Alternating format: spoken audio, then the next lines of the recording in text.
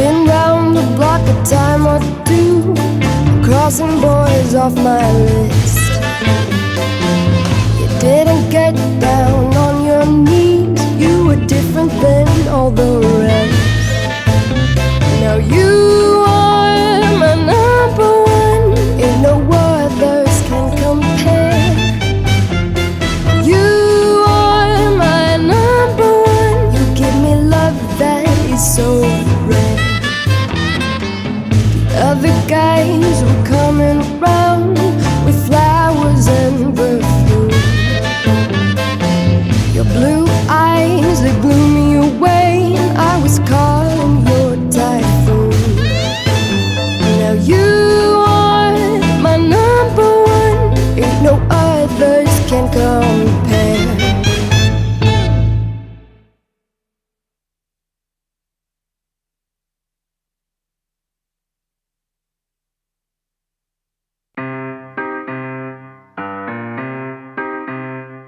I know you don't respect anything that we have left, so don't act like you do. Just like it was before, we're not talking anymore, and I can't keep repeating the same mistakes, the same deflating story all over again. You're no good for me. We can't be the us that I wanted us to be. You're no good for me. We can't be the us that I wanted us to be. You say you just need time, but you don't pay any mind to the love I need now. So sorry it doesn't work if you never meant a word of it. Stop. We keep making the same mistakes, the same deflating story all over again. You're no good for me. We can't be the us that I wanted us to be. You're no good for me. We can't be the us that I wanted us to be. No, you're no good. You're no good for me. We can't be the us that I wanted us to be.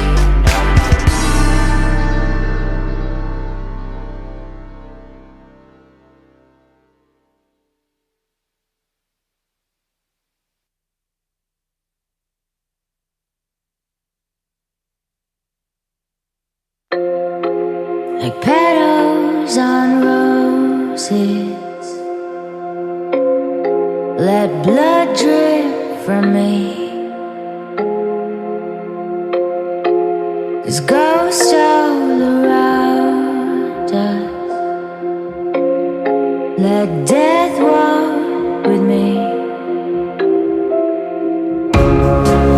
There's nothing I can do to stop me from falling down, down, down. There's nothing I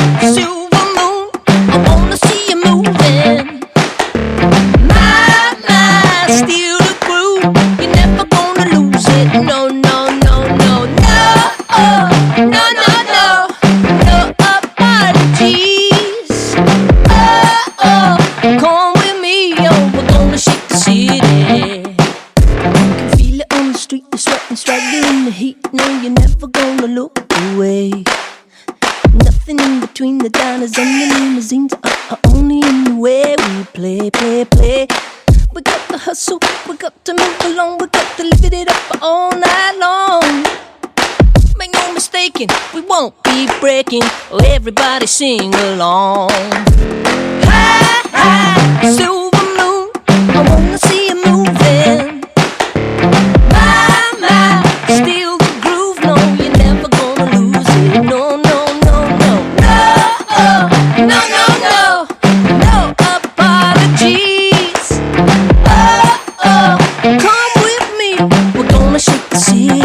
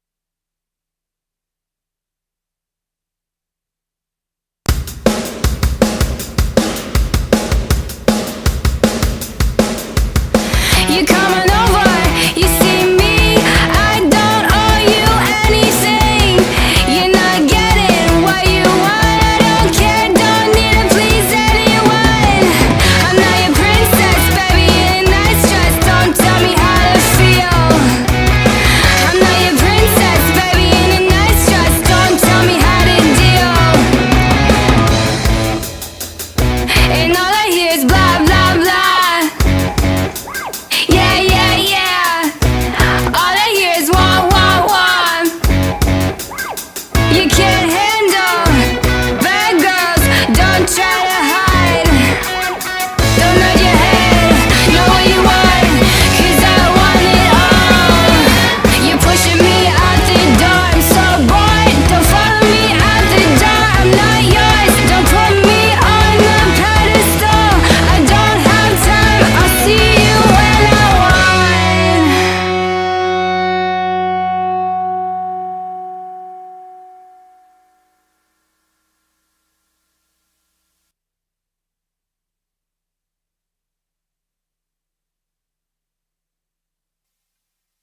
see you staring from behind your headlights.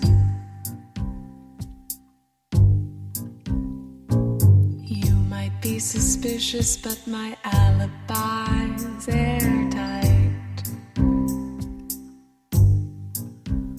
Who me?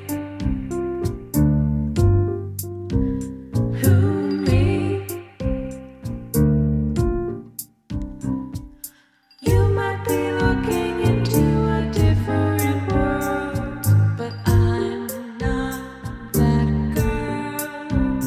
Who me? This might look conclusive, it's midnight. Don't ask too many questions, I put up a good fight. You might think that I am up to nothing good. I'm gonna deny that, but we're understood. Who me? Who me? You might be looking into a different world, but I'm not that girl. Who me? Who me? You might be looking into a different world, but I'm not that girl. Who me?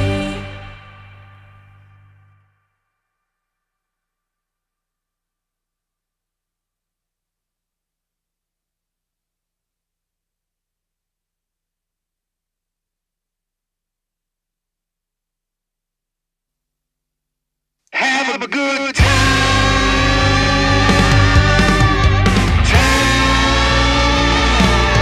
Lose my mind. Lose my mind. Come on, baby. Why don't you own it? It's everything you talk about.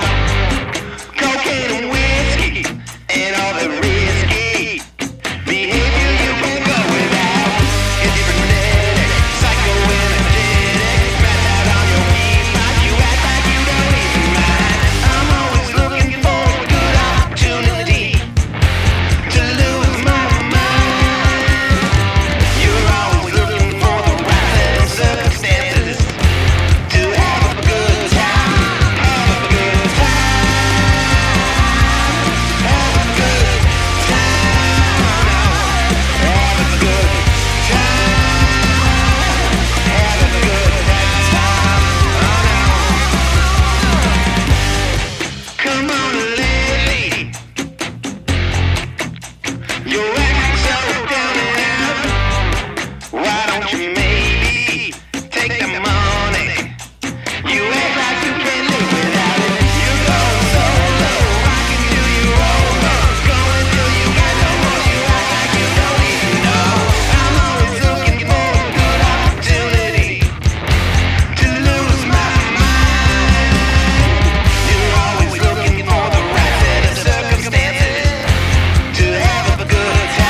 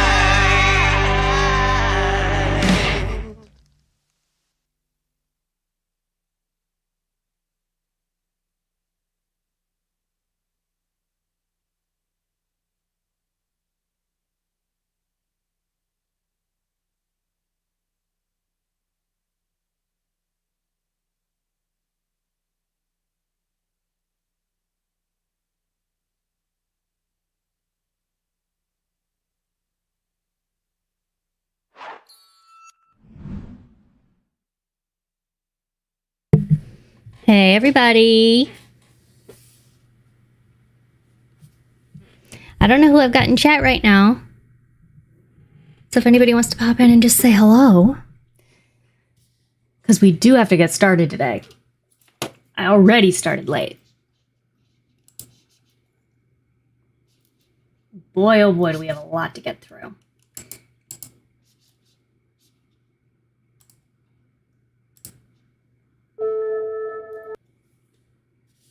Hey, Pippa.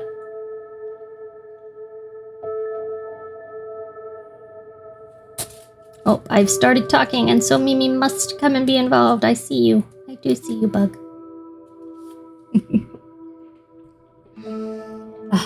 Before we get started, though, like, I've got black smoke coming off this candle. I don't know what to do about that. So I just hope it's okay. My smoke alarm goes off, then we know why.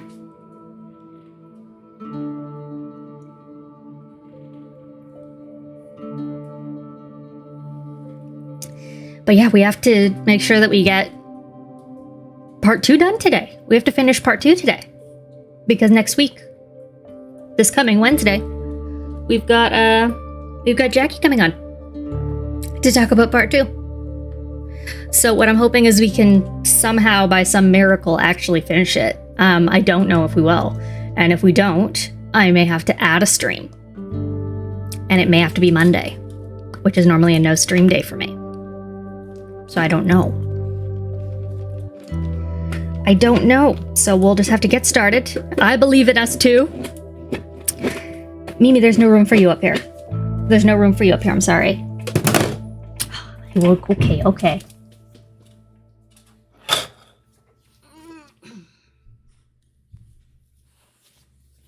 There, see. Yeah, you said hi to everyone. You've done your scritchy scratchy thing. You've done your craziness. You can't get close to the candles. No, not safe.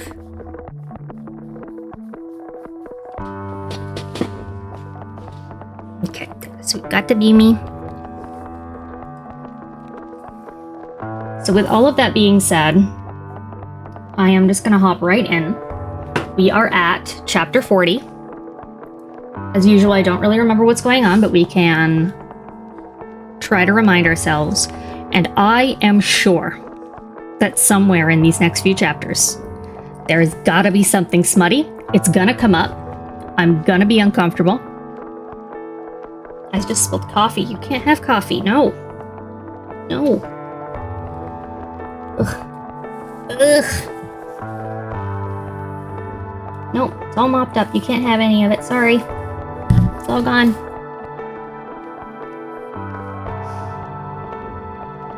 No updates right now, iPad.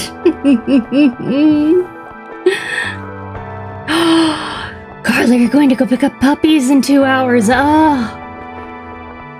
Oh, thank you. I would need a distraction too. If I knew I was about to go pick up puppies, I think I would just be losing my mind. Oh, it heard me. This song is called Daydream About Puppies. I knew we were talking about puppies. That's so cute. Okay.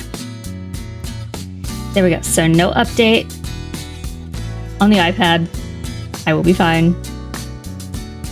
Let's open the book up. I'm getting into chapter 40. Oh, jeez.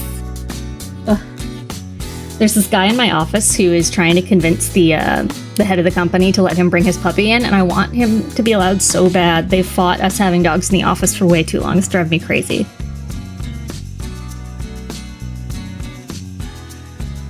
And not even just because, like, then I have the opening to be like, I want to bring my dog, but also just because then puppy.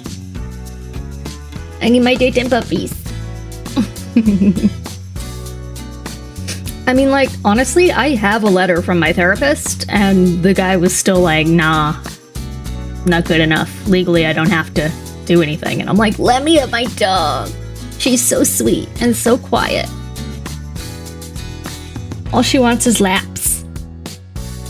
This is how annoying she is. This is it. She's stinky and she wants laps. That's it.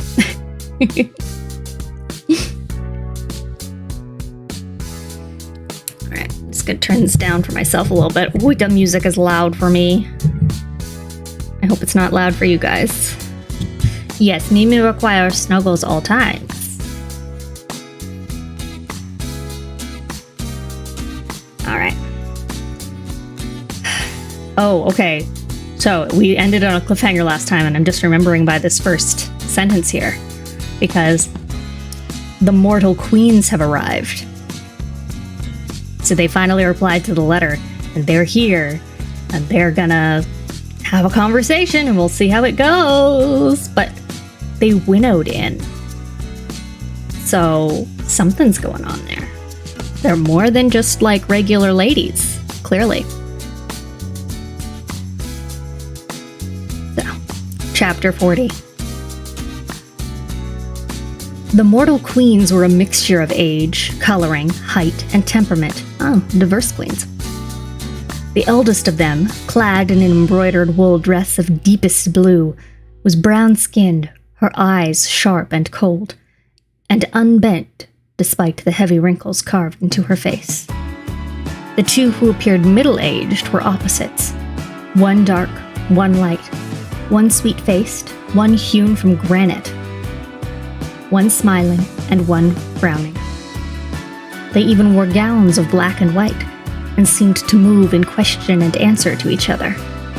I wondered what their kingdoms were like, what relations they had, if the matching silver rings they each wore bound them in other ways. And the youngest two queens, one was perhaps a few years older than me, black-haired and black-eyed, careful cunning oozing from every pore as she surveyed us. And the final queen, the one who spoke first, was the most beautiful, the only beautiful one of them. Oh, she just called all the other queens ugly. So shady. These were women who, despite their finery, did not care if they were young or old, fat or thin, short or tall. Those things were secondary. Those things were sleight of hand. But this one, the beautiful queen, perhaps no older than 30, her riotously curly hair was as golden as Moore's, her eyes of purest amber. Even her brown, freckled skin seemed dusted with gold. Her body was supple where she'd probably learned men found it distracting, lithe where it showed grace. A lion in human flesh. Well met, Rhys said, remaining still as their stone-faced guards scanned us, the room, as the queens now took our measure. You tried to talk shit on the queens and Twitch got upset. What did it block? Oh, yeah, it was straight up blocked it. There you go. It tagged it for misogyny.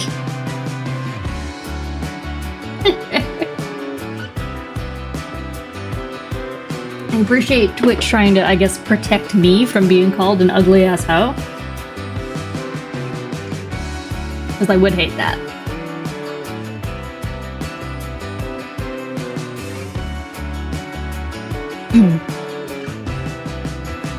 The sitting room was enormous enough that one nod from the Golden Queen had the guards peeling off to hold positions by the walls, the doors. My sisters, silent before the bay window, shuffled aside to make room. Rhys stepped forward, the queens all sucked in a little breath, as if bracing themselves. Their guards casually, perhaps foolishly, rested a hand on the hilt of their broadswords, so large and clunky compared to Illyrian blades. As if they stood a chance against any of us. Myself included, I realized, with a bit of a start. But it was Cassian and Azrael who would play the role of mere guards today. Distractions. But Rhys bowed his head slightly and said to the assembled queens, "We are grateful you accepted our invitation." He lifted a brow. "Where is the sixth?" The ancient queen, her blue gown heavy and rich, merely said, "She is unwell and could not make the journey." She surveyed me. "You are the emissary." My back stiffened. Beneath her gaze, my crown felt like a joke, like a bauble. but... Yes, I said. I am Feyre. A cutting glance toward Rhys. And you were the High Lord who wrote us such an interesting letter after your first few were dispatched. I didn't dare look at him. He'd sent many letters through my sisters by now. You didn't ask what was inside them, he said, mind to mind with me, laughter dancing along the bond.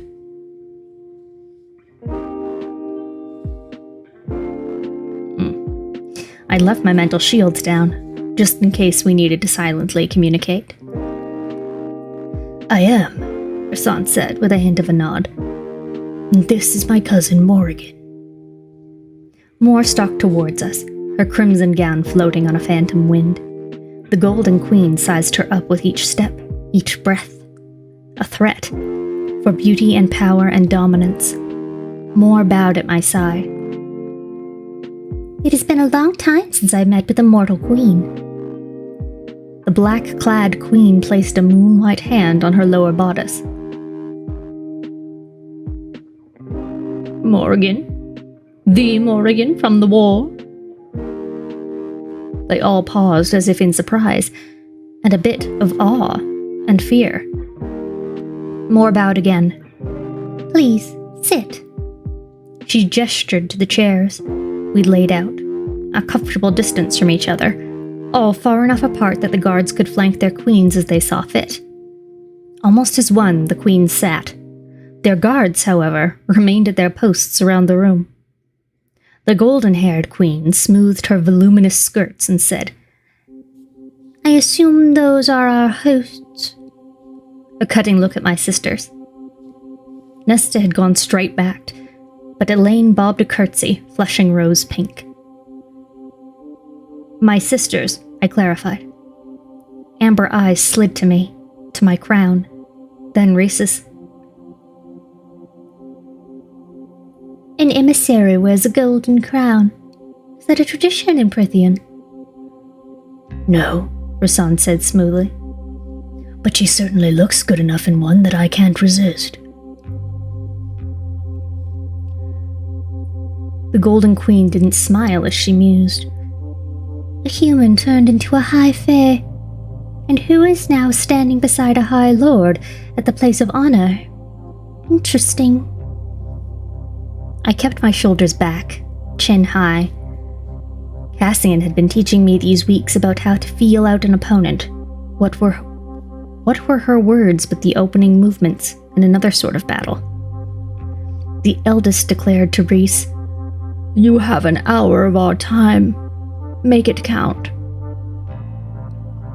How is it that you can winnow? Mor asked from her seat beside me. The Golden Queen now gave a smile, a small mocking one, and replied, It is our secret, and our gift from your kind. Fine. Rhys looked to me, and I swallowed as I inched forward on my seat. War is coming. We called you here to warn you, and to beg a boon. There would be no tricks, no stealing, no seduction. Rhys could not even risk looking inside their heads for fear of triggering the inherent wards around the book and destroying it. We know war is coming, the oldest said, her voice like crackling leaves. We have been preparing for it for many years. It seemed the three others were positioned as observers, while the eldest and the golden-haired one led the charge. I said as calmly and clearly as I could, Humans in this territory seem unaware of the larger threat. We've seen no signs of preparation. Indeed, Azrael had gleaned as much these weeks, to my dismay. This territory, the Golden One explained coolly, is a slip of land compared to the vastness of the continent. It is not in our interests to defend it. It would be a waste of resources. No. No, that... Rhys drawled. Surely the loss of even one innocent life would be abhorrent. The eldest queen folded her withered hands in her lap. Yes, To lose one life is always a horror. But war is war. If we must sacrifice this tiny territory to save the majority, then we shall do it. I didn't dare look at my sisters. Look at this house that might very well be turned to rubble. I rasped, "There are good people here." The Golden Queen sweetly parried with, "Then let the High Fae of Prythian defend them." Silence. And it was Nesta who hissed from behind us.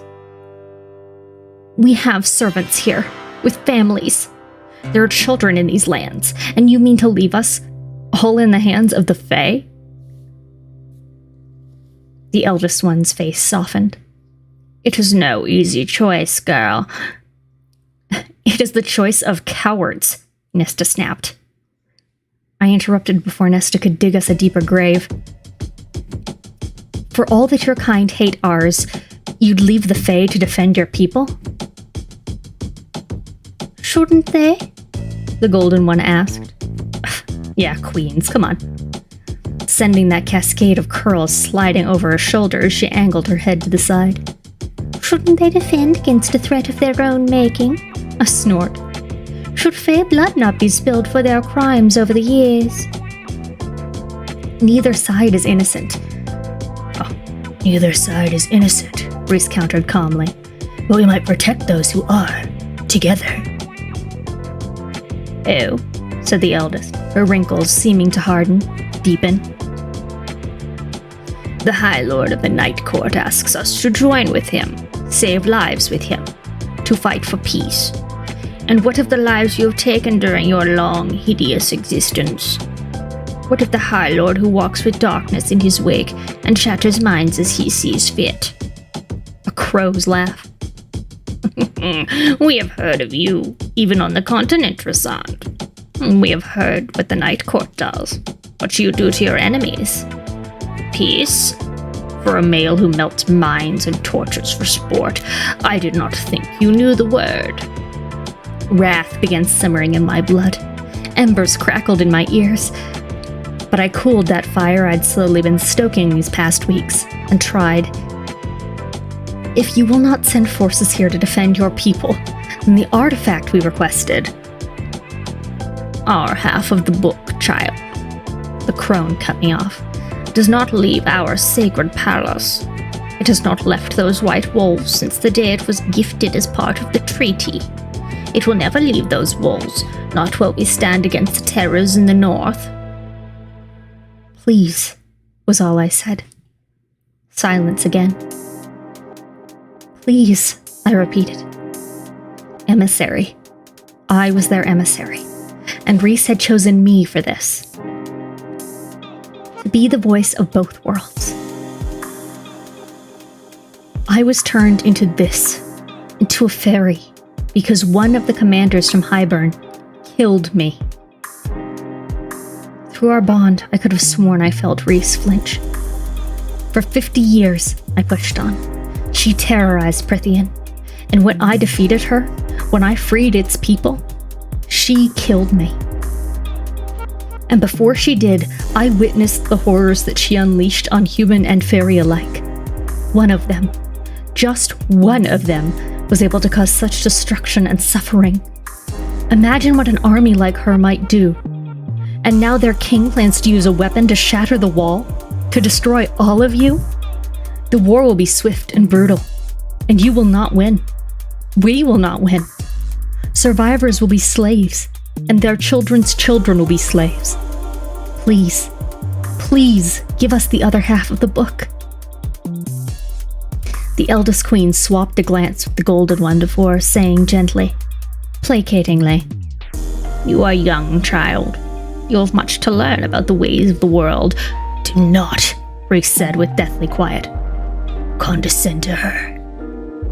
The eldest queen, who was but a child to him, to his centuries of existence, had the good sense to look nervous at that tone. Rhys's eyes were glazed, his face as unforgiving as his voice as he went on. "Do not insult Feyre for speaking with her heart, with compassion for those who cannot defend themselves. when you speak from only selfishness and cowardice. The eldest stiffened. For the greater good. Many atrocities, Rhys purred, have been done in the name of the greater good. No small part of me was impressed that she held his gaze. She said simply, "The book will remain with us. We will weather this storm." "That's enough," Moore interrupted. She got to her feet, and Moore looked each and every one of those queens in the eye, and she said, "I am the Morrigan. You know me, what I am. You know that my gift is truth, so you will hear my words now, and know them as truth, as your ancestors once did." Not a word. Moore gestured behind her, to me. "Do you think it is any simple coincidence that a human has been made immortal again, at the very moment when our old enemy resurfaces? I fought side by side with Miriam in the war, fought beside her as Jurian's ambition and bloodlust drove him mad, and drove them apart, drove him to torture Clythia to death, then battle Amarantha until his own."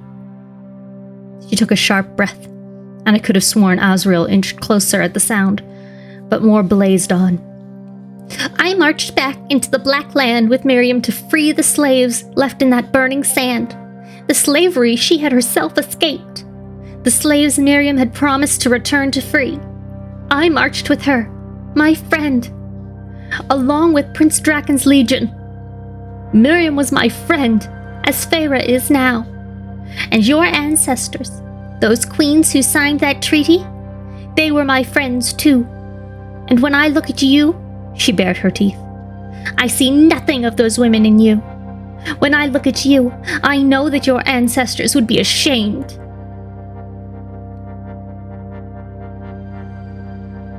"You laugh at the idea of peace?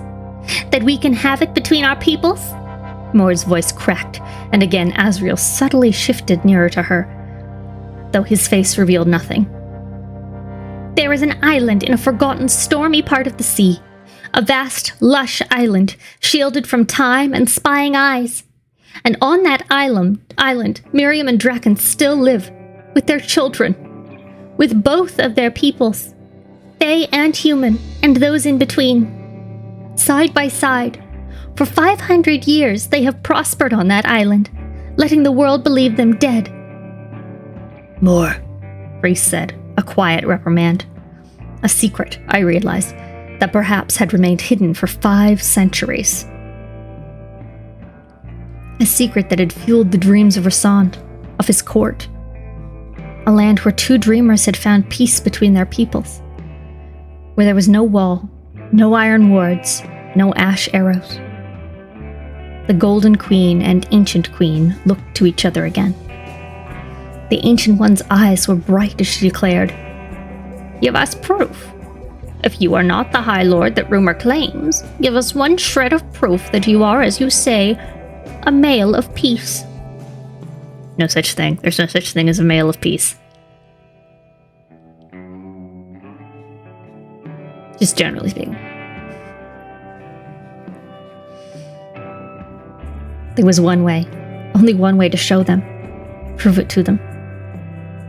Valaris. My very bones cried out at the thought of revealing that gem to these spiders. Rhys rose in a fluid motion. The queens did the same.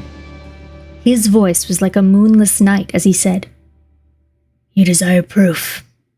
I held my breath, praying he wouldn't tell them. He shrugged, the silver thread in his jacket catching the sunlight. "I shall get it for you.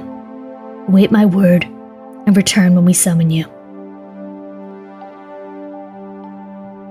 "We are summoned by no one, human or fairy," the Golden Queen simpered. Perhaps that was why they'd taken so long to reply. To play some power game. Well, yeah. "And come at your leisure," Rhys said, with enough of a bite that the Queen's guards stepped forward.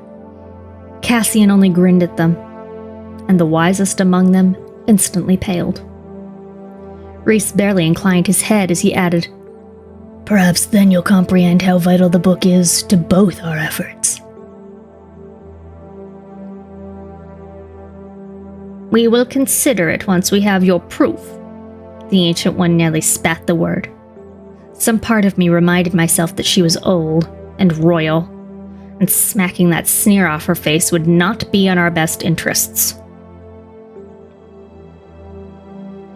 That book has been ours to protect for 500 years. We will not hand it over without due consideration. The guards flanked them, as if the words had been some predetermined signal. The Golden Queen smirked at me and said, "Good luck." Then they were gone. The sitting room was suddenly too big, too quiet. And it was Elaine, who sighed and murmured, "I hope they all burn in hell." Everybody hates them because they suck. That was chapter 40. Oh, I never changed the tracker. Again, I didn't do it.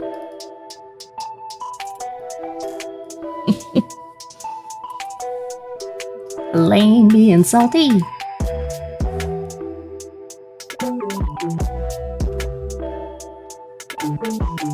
Alright, folks. We're moving right on to chapter 41. No time to stop.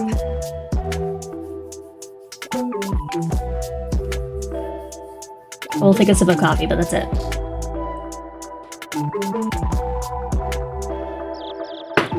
Oh, Mimi, you stink. You stink. Yes, you stink.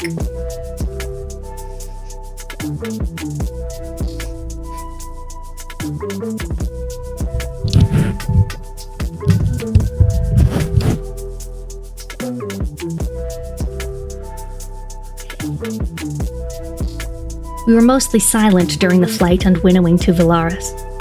Amryn was already waiting in the townhouse, her clothes rumpled, face unnervingly pale.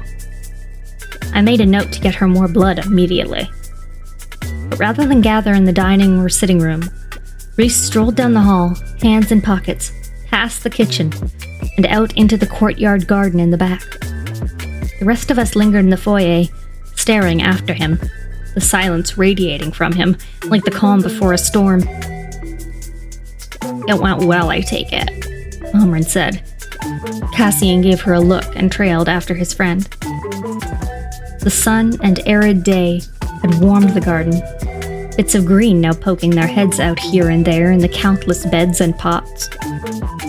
Rhys sat on the rim of the fountain, forearms braced on his knees, staring at the moss-flecked flagstone between his feet. We all found our seats in the white-painted iron chairs throughout. If only humans could see them. Fairies, sitting on iron. They'd throw away those ridiculous baubles and jewelry. Perhaps even Elaine would receive an engagement ring that hadn't been forged with hate and fear. "If you're out here to brood, Rhys," Amryn said from her perch on a little bench, "then just say so and let me go back to my work." Violet eyes lifted to hers, cold, humorless. The humans wish for proof of our good intentions, that we can be trusted. Amryn's attention cut to me. Pharaoh was not enough. I tried not to let the words sting. No, I had not been enough. Perhaps I'd even failed in my role as emissary. "She is more than enough," Rhys said, with that deadly calm, and I wondered if I'd sent my own pathetic thoughts down the bond. I snapped my shield up once more. "They're fools. Worse, frightened fools." He studied the ground again, as if the dried moss and stone made up some pattern no one but him could see. Cassian said, "We could depose them, get newer, smarter queens on their thrones, who might be willing to bargain." Rhys shook his head. "One, it'd take too long. We don't have that time." I thought of the past few wasted weeks, how hard Azrael had tried to get into those courts. Even his shadows and spies could not breach their inner workings, then I doubted an assassin would. A confirming shake of the head Azrael gave Cassian said as much. "Two, Rhys continued. Who knows if that would somehow impact the magic of their half of the book? It must be given freely. It's possible the magic is strong enough to see our scheming. He sucked on his teeth. We are stuck with them. We could try again, Mor said. Let me speak to them. Let me go to their palace. No, Azriel said. Mor raised her brows, and a faint color stained Azriel's tanned face. But his features were set, his hazel eyes solid. You're not setting foot in that human realm. I fought in the war, you will do well to remember. No, Azriel said again, refusing to break her stare. His shifting wings rasped against the back of the chair. They would string you up and make an example of you. They'd have to catch me first. That palace is a death trap for our kind, Azriel countered, his voice low and rough. Built by Fae hands to protect the humans from us. You set foot inside it more, and you won't walk out again. Why do you think we've had such trouble getting a foothold in there? Going into their territory isn't an option. I cut in before Mor could say whatever the temper Ooh, what is that word? Okay. I cut in before Mor could say whatever the temper limning her features hissed at her to retort, and surely would the Shadow Singer more than she intended.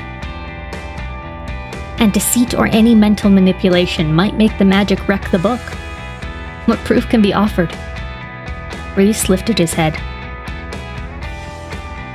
Who is this Miriam? Who was she to Jurian? And who was that prince you spoke of? Draken? Perhaps they could be used as proof, if only to vouch for you. Heat died from Mor's eyes as she shifted a foot against the moss and flagstone. But Rhys interlocked his fingers in the space between his knees before he said, 500 years ago, in the years leading up to the war, there was a Fae kingdom in the southern part of the continent. It was a realm of sand surrounding a lush river delta. The Black Land. There was no crueler place to be born a human, for no humans were born free. They were all of them slaves, forced to build great temples and palaces for the High Fae who ruled. There was no escape, no chance of having their freedom purchased. And the queens of the Black Land? Memory stirred in his face. She made Amarantha seem as sweet as Elaine.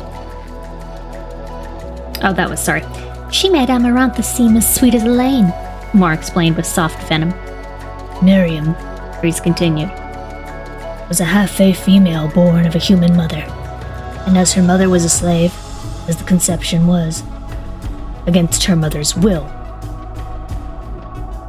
so, too, was Miriam born in shackles and deemed human, denied any rights to her Fae heritage.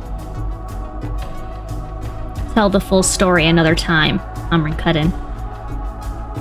The gist of it, girl, she said to me, is that Miriam was given as a wedding gift by the queen to her betrothed, a foreign Fae prince named Draken. He was horrified and let Miriam escape. Fearing the queen's wrath, she fled through the desert, across the sea, into more desert, and was found by Jurian. She fell in with his rebel armies, became his lover, and was a healer amongst the warriors, until a devastating battle found her tending to Jurian's new Fae allies, including Prince Draken. Turns out, Miriam had opened his eyes to the monster he planned to wed. He'd broken the engagement, allied his armies with the humans, and had been looking for the beautiful slave girl for 3 years. Jurian had no idea that his new ally coveted his lover. He was too focused on winning the war, on destroying Amarantha in the north. As his obsession took over, he was blind to witnessing Miriam and Draken falling in love behind his back. It wasn't behind his back, Mor snapped. Miriam ended it with Jurian before she ever laid a finger on Draken. Amren shrugged.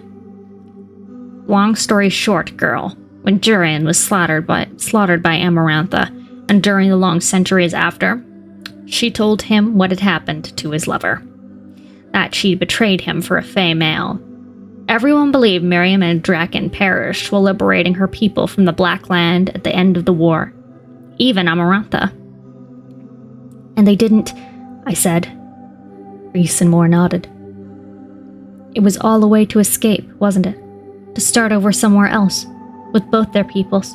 Another set of nods. So why not show the queens that? You started to tell them. Because, Rhys cut in addition to it not proving a thing about my character, which seemed to be their biggest gripe, it would be a grave betrayal of our friends. Their only wish was to remain hidden, to live in peace with their peoples.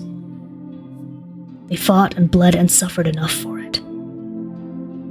I will not bring them into this conflict. Draken's aerial army, Cassian mused, was as good as ours. We might need to call upon him by the end. Rhys merely shook his head. Conversation over. And perhaps he was right. Revealing Draken and Miriam's peaceful existence explained nothing about his own intentions, about his own merits and character. So what do we offer them instead? I asked. What do we show them? Rhys's face was bleak. We show them Valaris. What? Moore barked, but Amren shushed her. You can't mean to bring them here, I said. Of course not. The risks are too great. Entertaining them for even a night would likely result in bloodshed, Rhys said. So I plan to merely show them. They'll dismiss it as mind tricks, Azrael countered. No, Rhys said, getting to his feet. I mean to show them. Playing by their own rules. Amren clicked her nails against each other. What do you mean, High Lord? But Rhys only said to Moore, Send word to your father. We're going to pay him and my other court a visit.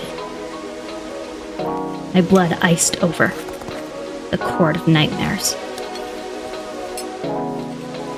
There was an orb, it turned out, that had belonged to Moore's family for millennia. The Veritas. It was rife with the truth magic she'd claimed to possess. The many in her bloodline also bore. And the Veritas was one of their most valued and guarded talismans. Rhys wasted no time planning. We'd go to the Court of Nightmares within the hewn city tomorrow afternoon, winnowing near the massive mountain that was built within, and then flying the rest of the way. Moore, Cassian, and I were mere distractions to make Rhys's sudden visit less suspicious, while Azrael stole the orb from Moore's father's chambers. The orb was known amongst the humans,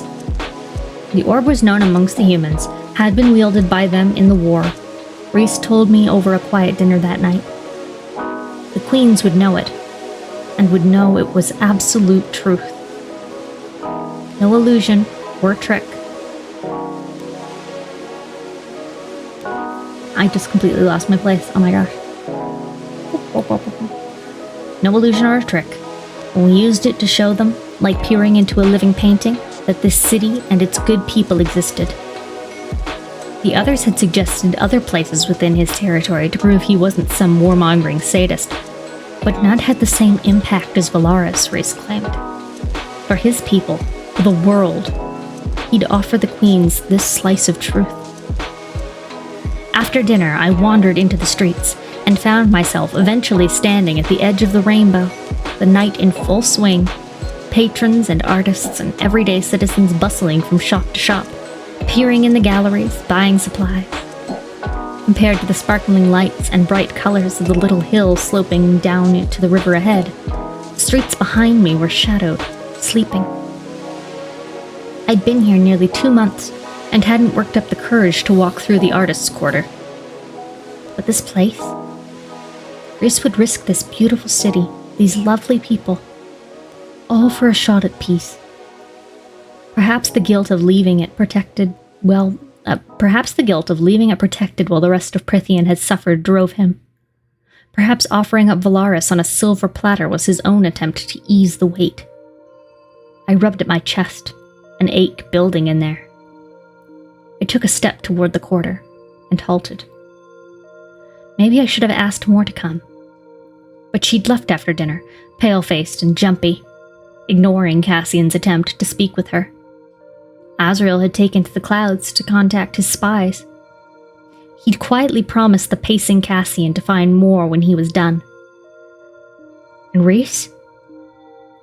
He had enough going on. And he hadn't objected when I stated I was going for a walk. He hadn't even warned me to be careful. If it was trust or absolute faith in the safety of his city, or just that he knew how badly I'd react if he tried to tell me not to go or warn me, I didn't know. I shook my head, clearing my thoughts as I again stared down the main street of the Rainbow. I'd felt flickers these past few weeks in that hole inside my chest. Flickers of images, but nothing solid. Nothing roaring with life and demand. Not in the way it had that night, seeing him kneel on that bed. Naked and tattooed and winged. I gotta paint this naked man right now! It's not usually my first thought when I see someone I'm close to nude, but okay.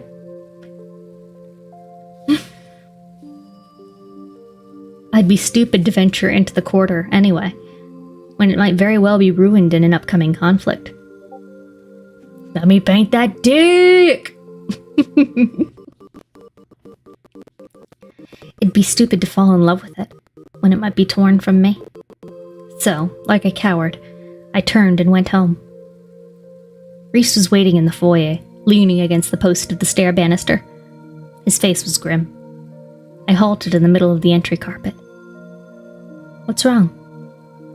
His wings were nowhere to be seen, not even the shadow of them. I'm debating asking you to stay tomorrow. Crossed my arms. I thought I was going.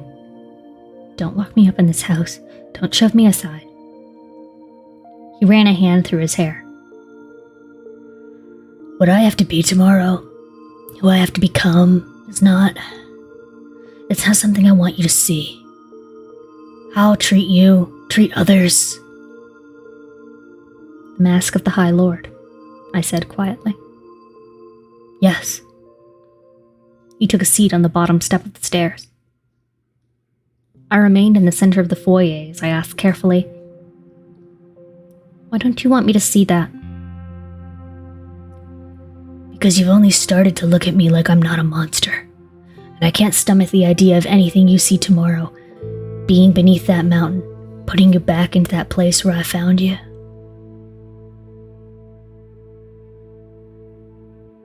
Oh, this is something? This is something? Oh boy. Beneath that mountain. Underground. Yes, I'd forgotten that. Forgotten I'd see the court that Amarantha had modeled her own after. That I'd be trapped beneath the earth. With Cassian and Azrael and more. With him. You were trapped with him last time, girl, and it did not go well anyway. So... just say it. I waited for the panic, the cold sweat. Neither came. Let me help. In whatever way I can. Bleakness shaded the starlight in those eyes. The role you'll have to play is not a pleasant one. I trust you. I sat beside him on the stairs. Close enough that the heat of his body warmed the chill night air clinging to my overcoat. Why did Moore look so disturbed when she left? His throat bobbed. I could tell it was rage and pain that kept him from telling me outright, not mistrust. After a moment, he said, I was there, in the hewn city, the day her father declared she was to be sold in marriage to Eris, eldest son of the High Lord of the Autumn Court. Lucian's brother. Eris had a reputation for cruelty, and Moore begged me not to let it happen. For all her power, all her wildness, she had no voice, no rights with those people. My father didn't particularly care if his cousins used their offspring as breeding stock. What happened? I breathed. I brought more to the Illyrian camp for a few days, and she saw Cassian and decided she'd do the one thing that would ruin her value to these people. I didn't know until after, and it was a mess. With Cassian, with her, with our families. And it's another long story, but the short of it is that Eris refused to marry her. Said she'd been sullied by a bastard-born lesser-fairy, and he'd now sooner fuck a sow. Her family, I'd never seen him at such a loss for words. Rhys cleared his throat. When they were done, they dumped her on the Autumn Court border with a note nailed to her body that she was Eris's problem. Ugh! What? What? Ugh! Nailed to her. Rhys said with soft wrath. Eris left her for dead in the middle of their woods. Azriel found her a day later. It was all I could do to keep him from going to either court and slaughtering them all. Oh yeah, big ol' fuck. Just... Ah!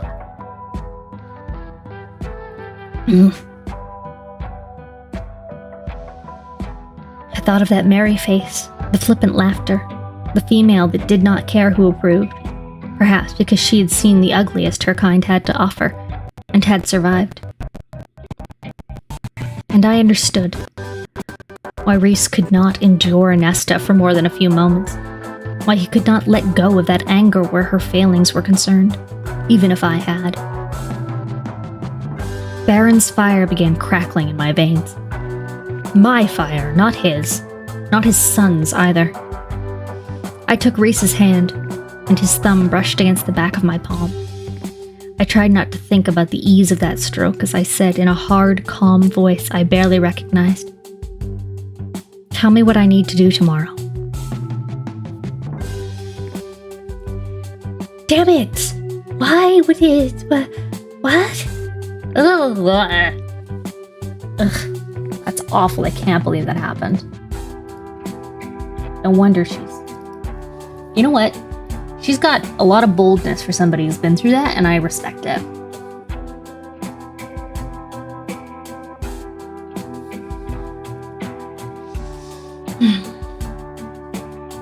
Okay.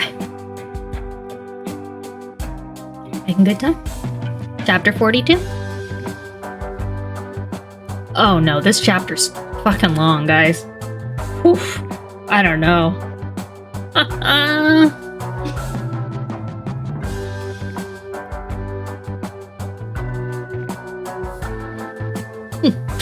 I don't know why it didn't want you to type the words ass-bish, but it didn't.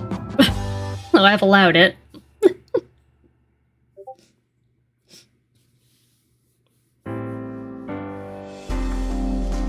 Chapter 42. I was not frightened. Not of the role that Rhys had asked me to play today. Not of the roaring wind as we winnowed into a familiar snow-capped mountain range, refusing to yield to spring's awakening kiss. Not of the punishing drop as Rhys flew us between the peaks and valleys, swift and sleek. Cassian and Azriel flanked us. More would meet us at the gates to the mountain base. Rhys's face was drawn, his shoulders tense as I gripped them.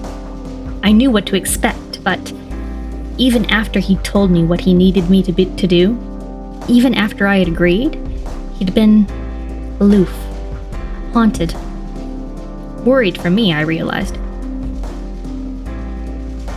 And just because of that worry, just to get that tightness off his face, even for those few minutes before we faced his unholy realm beneath that mountain, I said over the wind, Omrin and Moore told me that the span of an Illyrian male's wings says a lot about the size of other parts.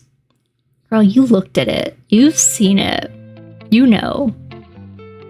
His eyes shot to mine, then to pine tree-coated slopes below. Did they now? I shrugged in his arms, trying not to think about the naked body that night all those weeks ago. though I hadn't glimpsed much. Oh, you looked. Liar. They also said Azrael's wings are the biggest. Mischief danced in those violet eyes, washing away the cold distance, strain. The spy master was a black blur amongst the pale blue sky. When we return home, let's get out the measuring stick, shall we? Ew. I pinched the rock-hard muscle of his forearm. Rhys flashed me a wicked grin before he tilted down.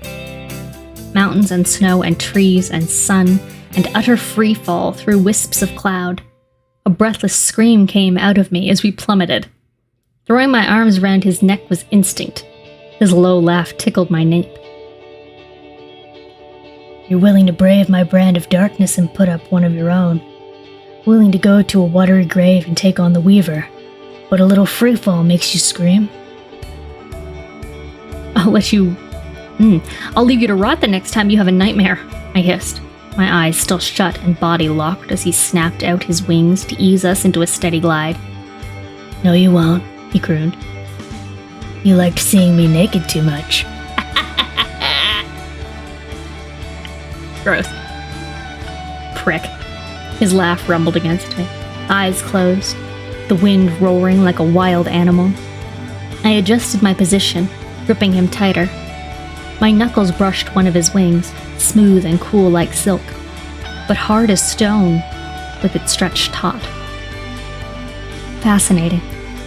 I blindly reached again and dared to run a fingertip along some inner edge. Just feeling up his wings? Come on. Rasan shuddered.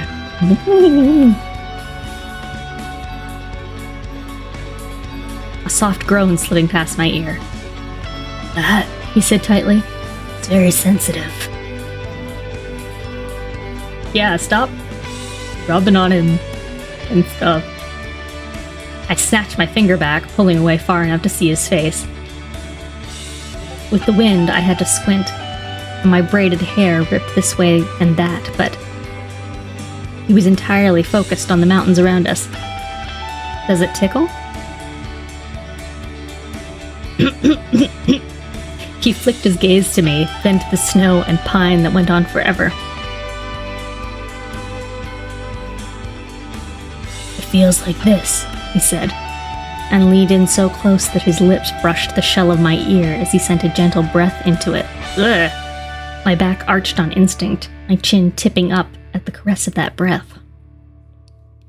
Oh, I managed to say. I felt him smile against my ear and pull away.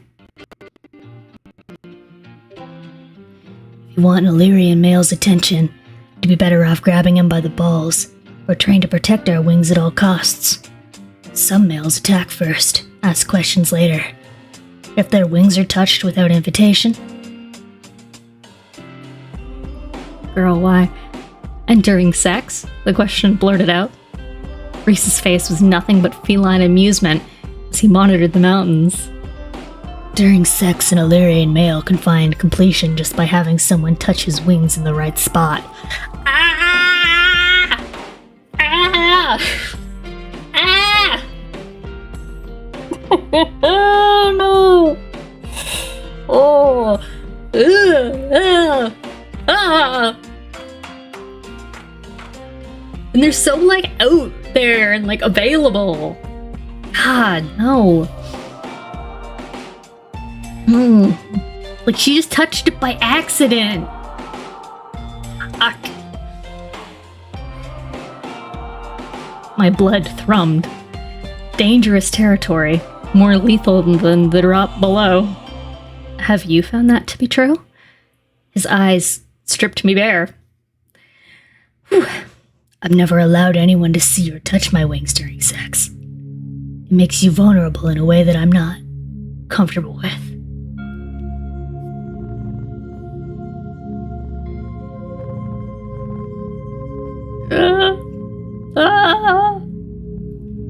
Too bad, I said, staring out too casually toward the mighty mountain that now appeared on the horizon, towering over the others, and capped, I noted, with the glimmering palace of Moonstone. Why? He asked warily. I shrugged, fighting the upward tugging of my lips. Because I bet you could get into some interesting positions with those wings.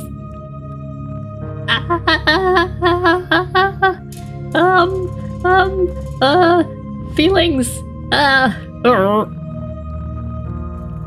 Rhys loosed a barking laugh, and his nose grazed my ear. I felt him open his mouth to whisper something, but something dark and fast and sleek shot for us, and he plunged down and away, swearing. You have to stick around because I'm uncomfortable. Yep. Okay, something else is happening now. Something dark and fast and sleek shot for us, and he plunged down and away, swearing. But another one, and another, kept coming. Not just ordinary arrows, I realized, as Rhys veered, snatching one out of the air. Others bounced harmlessly off a shield he blasted up. He steadied the wood in his palm and dropped it with a hiss. Ash arrows. To kill fairies. And now that I was one. Faster than the wind, faster than death, Rhys shot for the ground. Flew, not winnowed, because he wanted to know where our enemies were. Didn't want to lose them.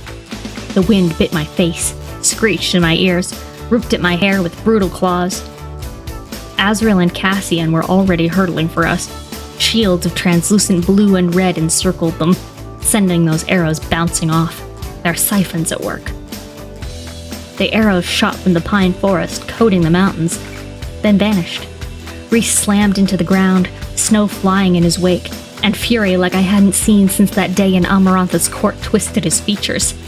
I could feel it thrumming against me, roiling through the clearing we now stood in.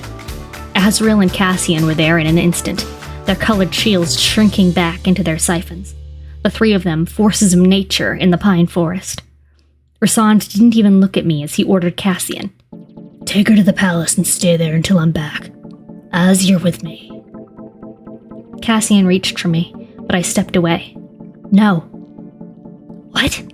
Rhys snarled, the word near guttural. Take me with you, I said.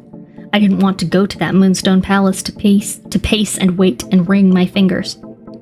Cassian and Azrael, wisely, kept their mouths shut. And Rhys, mother bless him, only tucked in his wings and crossed his arms, waiting to hear my reasons. I've seen ash arrows, I said a bit breathlessly. I might recognize where they were made. And if they came from the hand of another High Lord, I can detect that too. If they'd come from Tarquin. And I can track just as well on the ground as any of you. Except for Azrael, maybe. So you and Cassian take the skies, I said, still waiting for the rejection, the order to lock me up. And I'll hunt on the ground with Azrael. The wrath radiated through the snowy clearing, ebbed into frozen, too calm rage. But Rhys said, Cassian, I want the aerial patrols on the sea borders, stationed in 2-mile rings, all the way out toward Highburn. I want foot soldiers in the mountain passes along the southern border. Make sure those warning fires are ready on every peak. We're not going to rely on magic. He turned to Azrael. When you're done, warn your spies that they might be compromised and prepare to get them out, and put fresh ones in. We keep this contained. We don't tell anyone inside that court what happened. If anyone mentions it, say it was a training exercise. Because he couldn't afford to let that weakness show, even amongst his subjects. His eyes at last found mine. We've got an hour until we're expected at court. Make it count. We searched, but the missed arrows had been snatched up by our attackers, and even the shadows and wind told Azrael nothing, as if our enemies had been hidden from them as well. That was twice now they'd known where Rhys and I would be. Moore found Azrael and me after 20 minutes, wanting to know what the hell had happened. We'd explained, and she'd winnowed away to spin whatever excuse would keep her horrible family from suspecting anything was amiss. But at the end of the hour, We hadn't found a single track, and we could delay our meeting no longer. The Court of Nightmares lay behind a mammoth set of doors carved into the mountain itself, and from the base, the mountain rose so high I couldn't see the palace I had once stayed in atop it. Only snow and rock and birds circling above. There was no one outside, no village, no signs of life. Nothing to indicate a whole city of people dwelled within. But I did not let my curiosity or any lingering trepidation show as Moore and I entered. Rhys, Cassian, and Azrael would arrive minutes later. There were sentries at the stone gates, clothed not in black as I might have suspected, but in gray and white, armor meant to blend into the mountain face. Moore didn't so much as look at them as she led me silently inside the mountain city. My body clenched as soon as the darkness, the scent of rock and fire and roasting meat hit me. I had been here before, suffered here. Not under the mountain. This was not under the mountain. Indeed, Amaranthus Court had been the work of a child. The Court of Nightmares was the work of a god. While under the mountain had been a series of halls and rooms and levels, this was truly a city. The walkway that Moore led us down was an avenue, and around us, rising high into gloom, were buildings and spires, homes and bridges, a metropolis carved from the dark stone of the mountain itself, no inch of it left unmarked or without some lovely, hideous artwork etched into it. Figures danced and fornicated, begged and reveled. Pillars were carved to look like curving vines of night-blooming flowers. Water ran through in little streams and rivers trapped from the heart of the mountain itself. The hewn city, a place of such terrible beauty that it was an effort to keep the wonder and dread off my face. Music was already playing somewhere, and our hosts still did not come out to greet us. The people we passed, only high fae, were clothed in finery, their faces deathly pale and cold. Not one stopped us, not one smiled or bowed. Moore ignored them all. Neither of us had said one word. Rhys had told me not to, but the walls had ears here. Moore led me down the avenue toward another set of stone gates, thrown open at the base of what looked to be a castle within the mountain. The official seat of the High Lord of the Night Court. Great, scaled black beasts were carved into those gates, all coiled together in a nest of claws and fangs, sleeping and fighting, some locked in an endless cycle of devouring each other. Between them flowed vines of jasmine and moonflowers. I could have sworn the beasts seemed to writhe in the silvery glow of the bobbing fey lights throughout the mountain city. The gates of eternity. That's what I'd call the painting that flicked in my mind. Moore continued through them, a flash of color and life in this strange cold place. She wore deepest red, the gossamer and gauze of her sleeveless gown clinging to her breasts and hips, while carefully placed shafts left much of her stomach and back exposed. Her hair was down in rippling waves, and cuffs of solid gold glinted around her wrists. A queen who bowed to no one. I bow to no one! A queen who had faced them all down and triumphed. A queen who owned her body, her life, her destiny, and never apologized for it. My clothes, which she had taken a moment in the pine wood to shift me into, were of a similar ilk, nearly identical to those I had been forced to wear under the mountain. Oh, that's not nice. Here, put on the naked dress that you, have a lot of trauma attached to. Come on.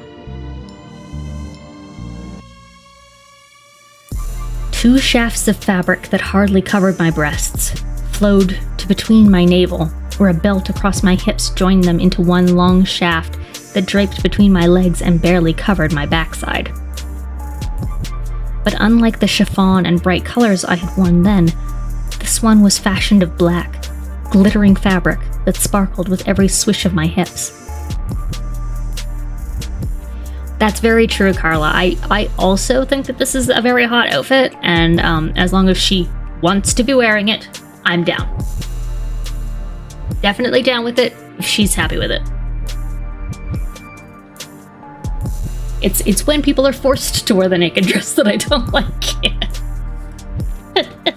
But right now, sure, she's into it, I'm down. Yeah. Moore had fashioned my hair onto a crown atop my head. I would like to wear it, please. Okay, yeah. Should we all get matching naked dresses? We can all wear matching naked dresses in Nashville, those of us that are going, and then if you're not going, you can wear it at home and send us pictures.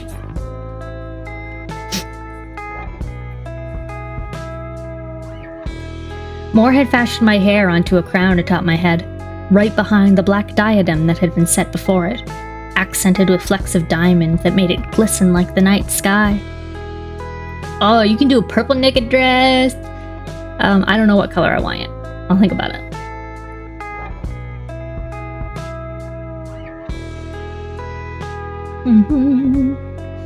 She darkened and lengthened my lashes, sweeping out an elegant, vicious line of kohl at the outer corner of each. My lips she'd painted blood red.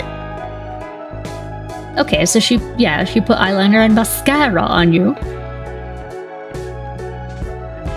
It makes it sound like she used magic to actually physically make her eyelashes longer and darker, which wouldn't that be great?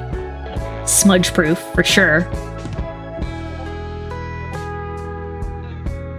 No glue to worry about.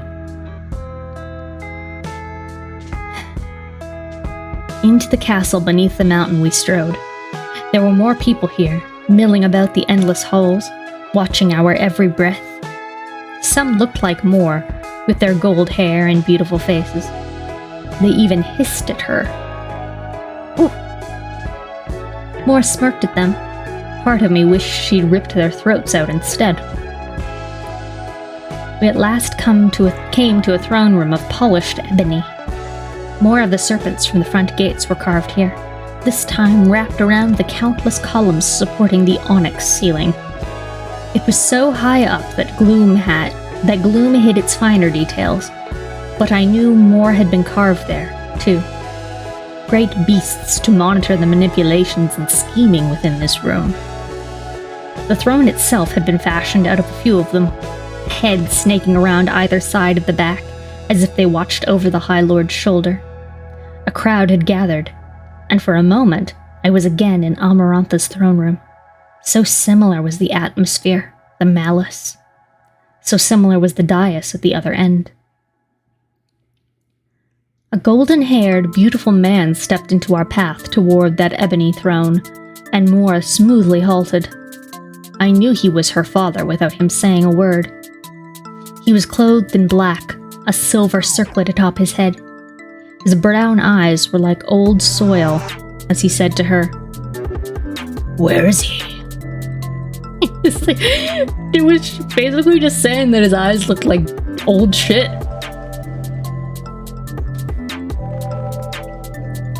So shady! Ugh. Love it. No greeting, no formality. He ignored me wholly. Moore shrugged. "He arrives when he wishes to," she continued on. Her father looked at me then, and I willed my face into a mask like hers, disinterested, aloof. Her father surveyed my face, my body, and where I thought he'd sneer and ogle, there was nothing. No emotion, just heartless cold. It's because he's very repressed, and he doesn't think any of this is funny or sexy at all. He just thinks that you're a slut. He hates you. I followed Moore before disgust wrecked my own icy mass. Banquet tables against the black walls were covered with fat, succulent fruits and wreaths of golden bread, interrupted with roast meats, kegs of cider and ale, and pies and tarts and little cakes of every size and variety. I am so hungry right now. Weirdly, I just want potatoes. I think I've said this on stream before, I really love a potato. Some potatoes. I don't know if I have the time or the energy to make potatoes after stream. I want them real bad, though.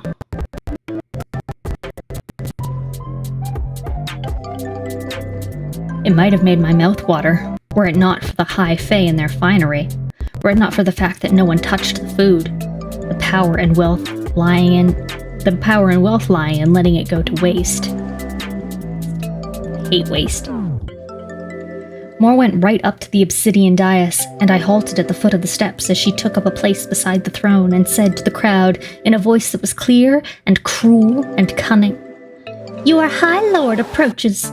He's in a foul mood, so I suggest you being on your best behavior, unless you wish to be the evening entertainment."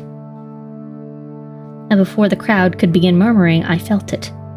Felt him. The very rock beneath my feet seemed to tremble, a pulsing, steady beat. His footsteps, as if the mountain shuddered at each touch. Everyone in that room went still as death, as if petrified that their very breathing would draw the attention of the predator now strolling toward us. Moore's shoulders were back, her chin high, feral, wanton pride at her master's arrival. Remembering my role, I kept my own chin lowered, watching beneath my brows.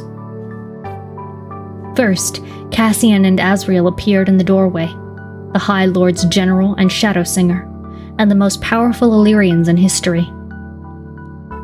They were not the males I had come to know. Clad in battle black that hugged their muscled forms, their armor was intricate, scaled, their shoulders impossibly broader, their faces a portrait of unfeeling brutality. They reminded me, somehow, of the ebony beasts carved into the pillars they passed. More siphons, I realized, glimmered in addition to the ones atop each of their hands. A siphon in the center of their chest, one on either shoulder, one on either knee. For a moment, my knees quaked, and I understood what the camp lords had feared in them. If one siphon was what most Illyrians needed to handle their killing power, Cassian and Azrael had 7 each. 7.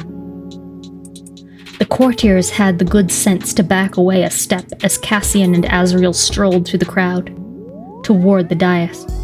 Their wings gleamed, the talons at the apex sharp enough to pierce air, like they'd honed them. Cassian's focus had gone right to Moore, Azrael indulging in all of a glance before scanning the people around them. Most shirked from the spymaster's eyes, though they trembled as they beheld Truth-Teller at his side, the Illyrian blade peeking above his left shoulder. Azrael, his face a mask of beautiful death, silently promised them all endless, unyielding torment, even the shadows shuddering in his wake. I knew why, knew for whom he'd gladly do it. They had tried to sell a 17-year-old girl into marriage with a sadist, and then brutalized her in ways I wouldn't let myself consider. And these people now lived in utter terror of the 3 companions who stood at the dais. Good. They should be afraid of them. Afraid of me. And then Rassand appeared. He had released the damper on his power, on who he was. His power filled the throne room, the castle, the mountain, the world. It had no end and no beginning. No wings, no weapons, no sign of the warrior. Nothing but the elegant, cruel High Lord the world believed him to be. His hands were in his pockets, because of course they were. His black tunic seeming to gobble up the light. And on his head sat a crown of stars. This is the scene where you're like, yeah? I can already sort of see where we're going here. So yeah, I'm into it. Just so long as he doesn't hurt me. No sign of the male who had been drinking on the roof. No sign of the fallen prince kneeling on his bed.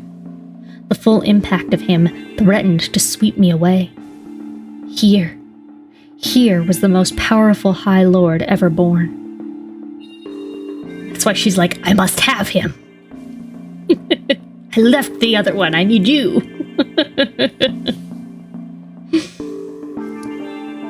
Face of dreams and nightmares. Rhys's eyes met mine briefly from across the room as he strolled between the pillars, to the throne that was his by blood and sacrifice and might. My own blood sang at the power that thrummed from him, the sheer beauty of him. More stepped off the dais, dropping to one knee in a smooth bow. Cassian and Azriel followed suit. So did everyone in the room, including me.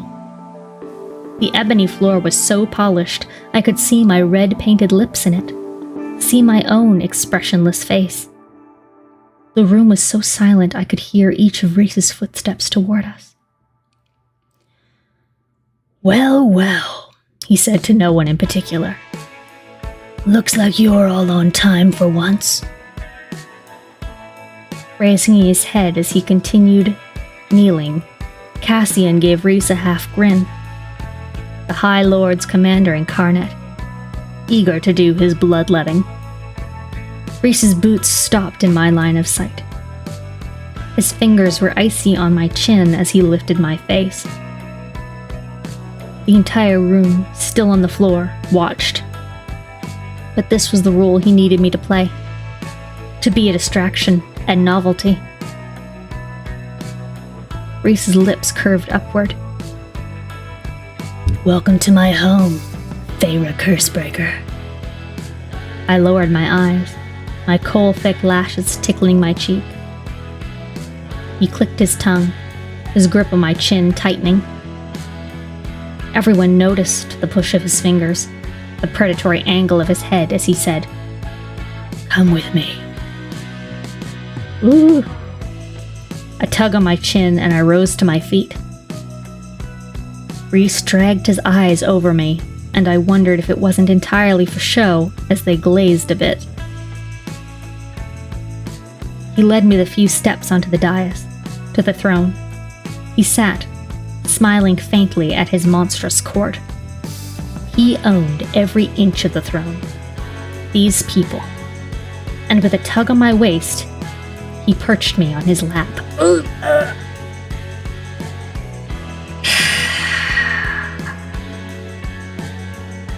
Yes, I know, thank you. With consent, it's fine. He's just so aggressive.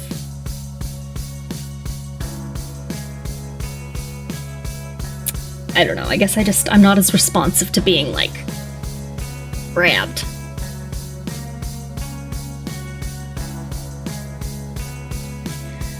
Yeah, it can be kind of hot with consent too, yeah. But yeah, I guess I'm just not the type, like, it's not one of my turn-ons to be like, yeah, it's very rare that that's something that I'm like, I want that, I like that. Not for me. Too much of a control freak. I can't handle it. To each their own with consent.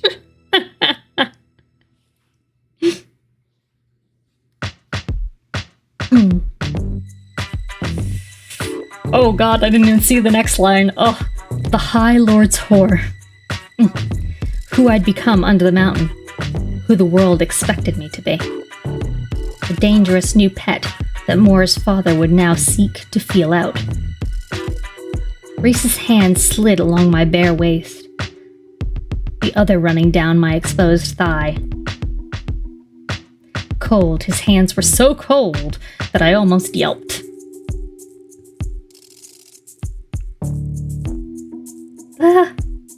He must have felt the slight flinch. A heartbeat later, his hands had warmed. Oh, that's nice. Thank you for that, I guess. His thumb, curving around the inside of my thigh, woo, gave a slow, long stroke as if to say, sorry. That what that says? Okay. Rhys indeed leaned in to bring his mouth near my ear, well aware his subjects had not yet risen from the floor, as if they had once done so before they were bidden, long ago, and had learned the consequences. Rasan whispered to me, his other hand now stroking the bare skin of my ribs in lazy, indolent circles. Try not to let it go to your head. I knew they could all hear it. So did he. I stared at their bowed heads, my heart hammering, but said with midnight smoothness, "What?" Rhys's breath caressed my ear, the twin to the breath he'd brushed against it merely an hour ago in the skies. That every male in here is contemplating what they'd be willing to give up in order to get to that pretty red mouth of yours on them. Oh. I waited for the blush, the shyness to creep in. But I was beautiful. I was strong. Okay. Confidence is sexy, that's cool. I had survived, triumphed, as more had survived in this horrible, poisoned house. He kinda sweet. He like a little sweet. He like half a packet of Splenda Sweet.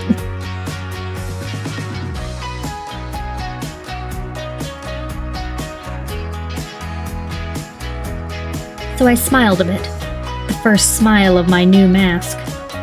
Let them see that pretty red mouth and my white straight teeth. His hand slid higher up my thigh, the proprietary touch of a male who knew he owned someone body and soul. He'd apologized in advance for it, for this game, these roles we'd have to play. But I leaned into that touch, leaned back into his hard, warm body. Woo! I was pressed so closely against him that I could feel the deep rumble of his voice as he at last said to his court, "Rise." Woo!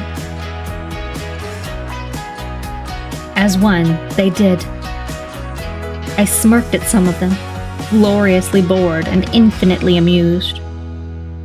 Rhys brushed a knuckle along the inside of my knee, and every nerve in my body narrowed to that touch. Go play, he said to them all. They obeyed, the crowd dispersing, music striking up from a distant corner. Kier, Rhys said, his voice cutting through the room like lightning on a stormy night.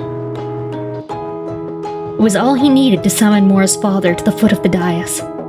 Kier bowed again, his face lined with icy resentment as he took in Rhys, then me, glancing once at Mor and the Illyrians. Cassian gave Kier a slow nod that told him he remembered and would never forget what the steward of the hewn city had done to his own daughter. But it was from Azriel that Kier cringed, from the sight of the truth-teller. One day, I realized, Azriel would use that blade on Mor's father, and take a long, long while to carve him up. Don't blame him. Report, Rhys said, stroking a knuckle down my ribs. Papi, report? Who do you think you are, Jasmine? Sorry. That part of 90 Day Fiancé is over. It's over. Stop thinking about it, Dottie. Stop.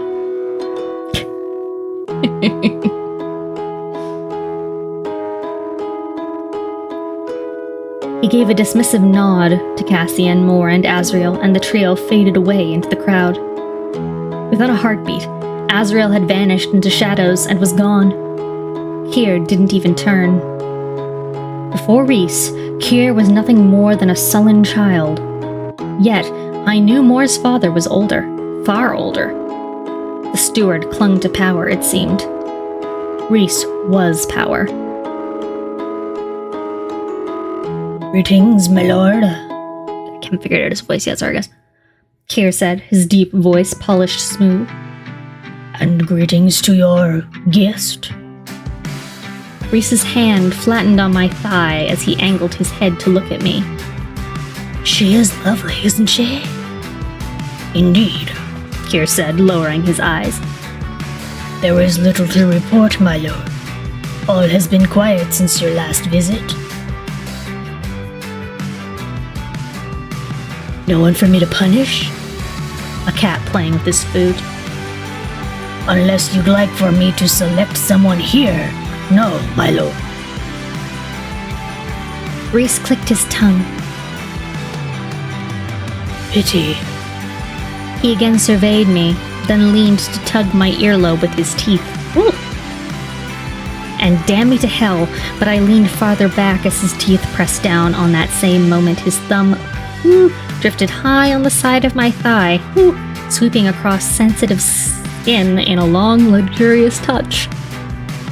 Bro, you cannot finger her in front of people. That's just, like, rude. I don't know what else to say.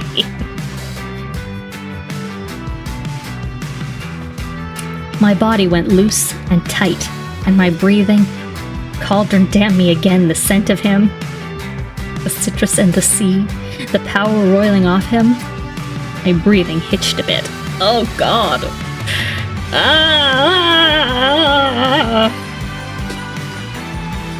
I knew he noticed, knew he felt that shift in me. His fingers stilled on my leg.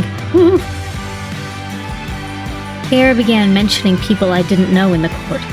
Land reports on marriages and alliances, blood feuds, and Rhys let him talk. His thumb stroked again, this time joined with his pointer finger. You just stop it! Stop it! Amy can tell I'm getting agitated. She's like, what are you doing? Are you okay?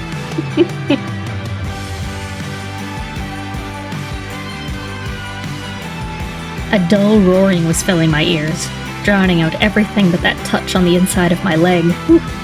The music was throbbing, ancient, wild, and people ground against each other to it.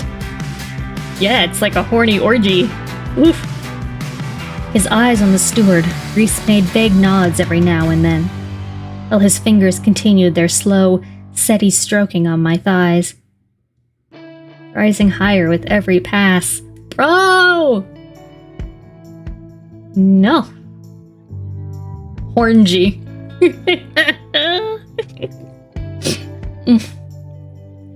People were watching. Even as they drank and ate, even as some danced in small circles, people were watching. I was sitting in his lap, his own personal plaything, his every touch visible to them. And yet it might as well have been only the two of us. Kier listed the expenses and costs of running the court, and Rhys gave another vague nod. This time, his nose brushed the spot between my neck and shoulder, followed by a passing graze of his mouth. Oof. My breasts tightened, becoming full and heavy, aching. Aching like what was now pooling in my core. Heat filled my face, my blood. Ace.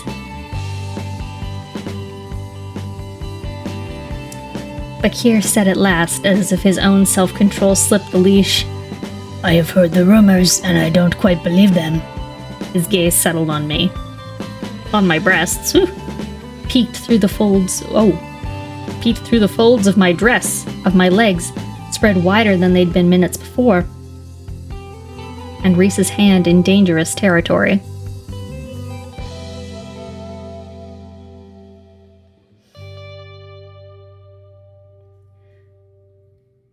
But it seems true. Tamlin's pet is now owned by another master.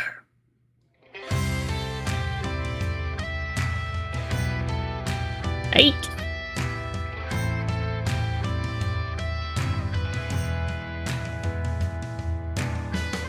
I don't like this. Frick. You should see how I make her beg, Rhys murmured, nudging my neck with his nose.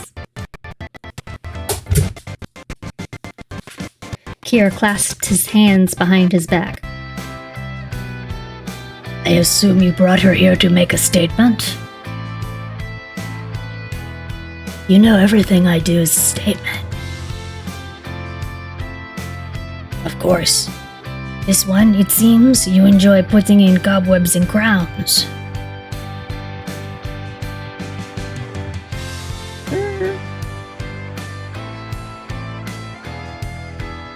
Rhys's hand paused, and I sat straighter at the tone, the disgust.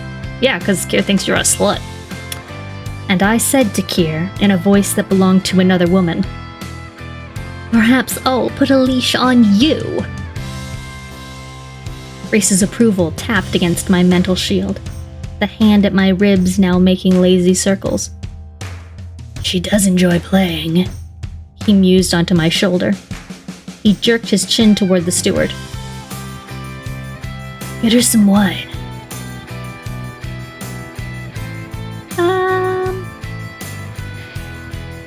Your command. No politeness. Politeness.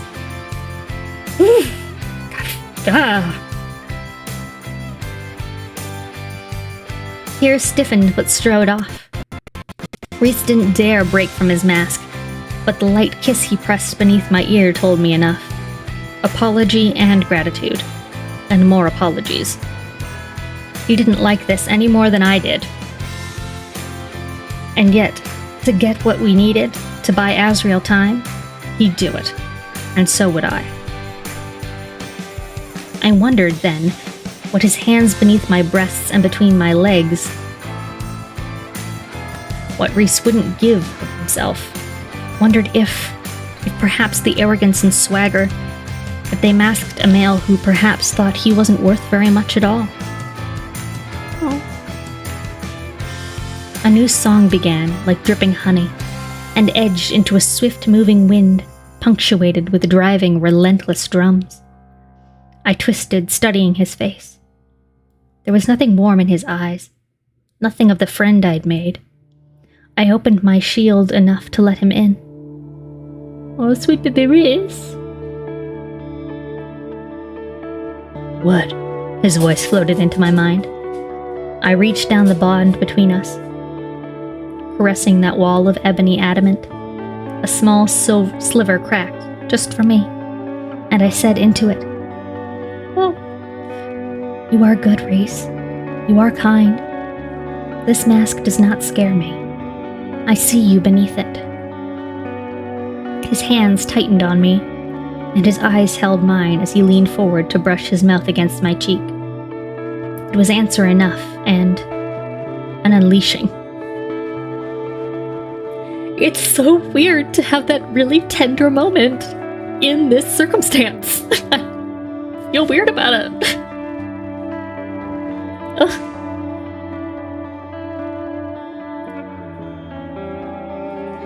I leaned a bit more against him, my legs whitening ever so slightly. "Why'd you stop?"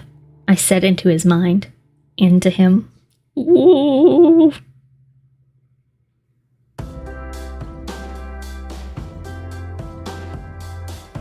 Just what?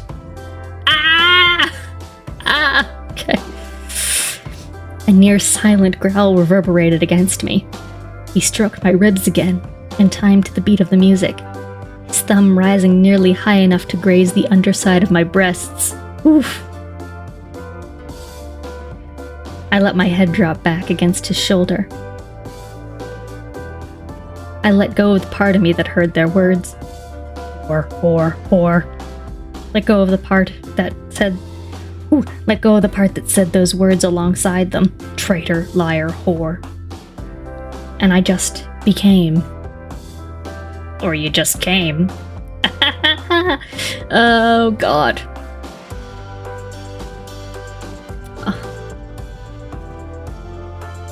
I became the music and the drums and the wild dark thing in the High Lord's arms. His eyes were wholly glazed, and not with power or rage. Something red hot and edged with glittering darkness exploded in my mind. Oof. Don't come in there, sir. That's not where that belongs. I dragged a hand down his thigh, feeling the hidden warrior's strength there. Does that mean his dick? dragged it back up again in a long, idle stroke, needing to touch him, feel him.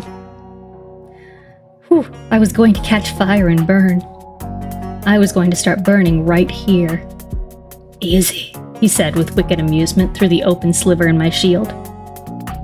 if you become a living candle, poor Kier will throw a hissy fit, and then you'd ruin the party for everyone. Because the fire would let them all know I wasn't normal, and no doubt Kier would inform his almost allies in the Autumn Court, or one of these other monsters would. Rhys shifted his hips, rubbing against me with enough pressure that for a second, I didn't care about Kier or the Autumn Court, or what Azrael might be doing right now to steal the orb. I had been so cold, so lonely for so long, and my body cried out at the contact, at the joy of being touched and held and alive. You're really horny, and I get that. It's okay. Just wait till you get home.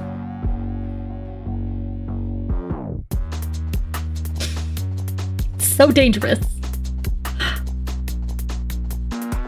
The hand that had been on my waist slid across my abdomen, hooking into the low-slung belt there. I rested my head between his shoulder and neck, staring at the crowd as they stared at me, savoring every place where Rhys and I connected and wanting more, more, more. At last, when my blood had begun to boil, when Rhys skimmed the underside of my breast with his knuckle. Oh, hey, cat's kitten me. Right, you arrived late, now you're out here blushing in your backyard. Oh, and Carla, thanks for the gifted sub. Ah!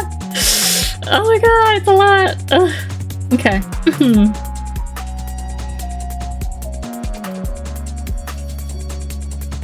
I looked to where I knew Kier was standing, watching us, my wine forgotten in his hand. He's like, I can't go over there right now. They're doing stuff. I don't think she even wants wine.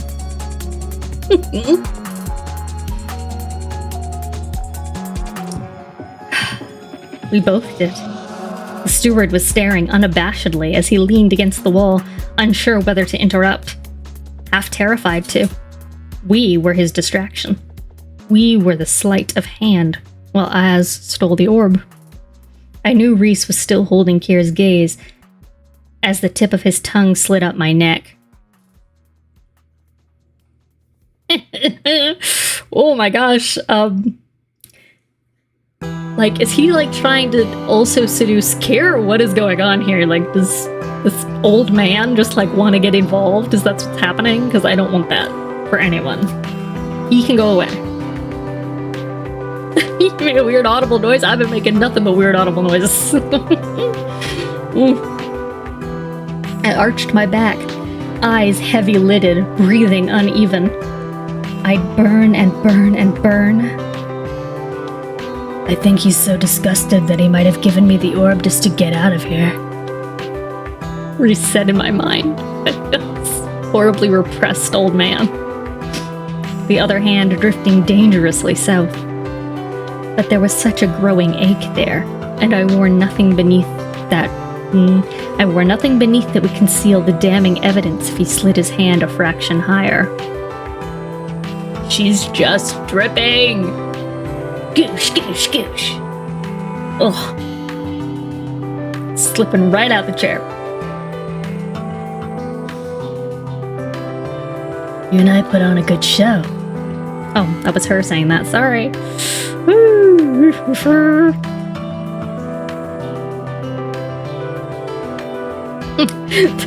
The castle will flow white with gold. No! Oh, God. You and I put on a good show. I said back. The person who said that, husky and sultry, I'd never heard that voice come out of me before, even in my mind. His hand slid to my upper thigh, fingers curving in. Oh boy.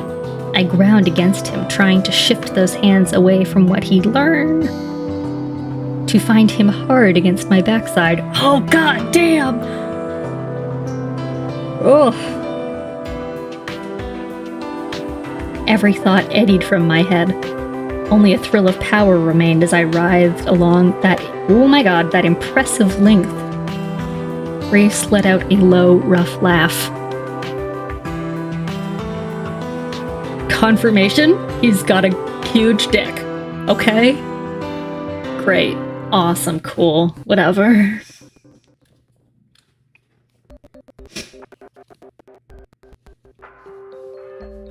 But doesn't it just, you know, make you feel a little bit powerful when you realize you've gotten somebody really horned up?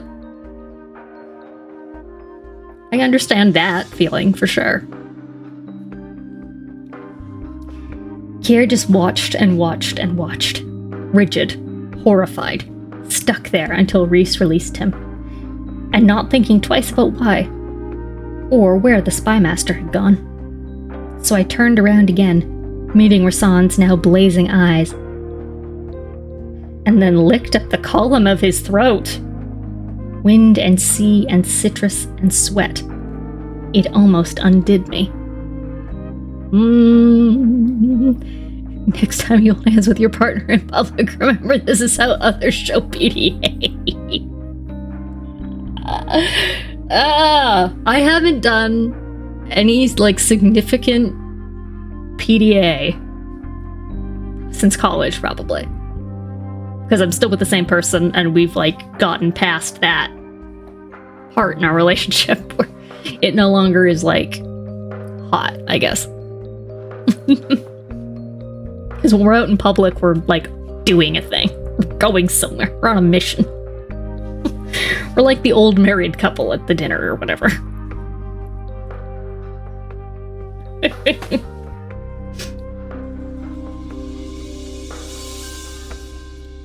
Have you ever seen your grandparents snuggling up and getting all touchy? Probably not. Because they've been together too long for that shit. And if you have, it's because they've come back around. Anyway. Yeah, I just invoked your grandparents. During this, I invoked your grandparents. How do you feel about that right now? How do you feel?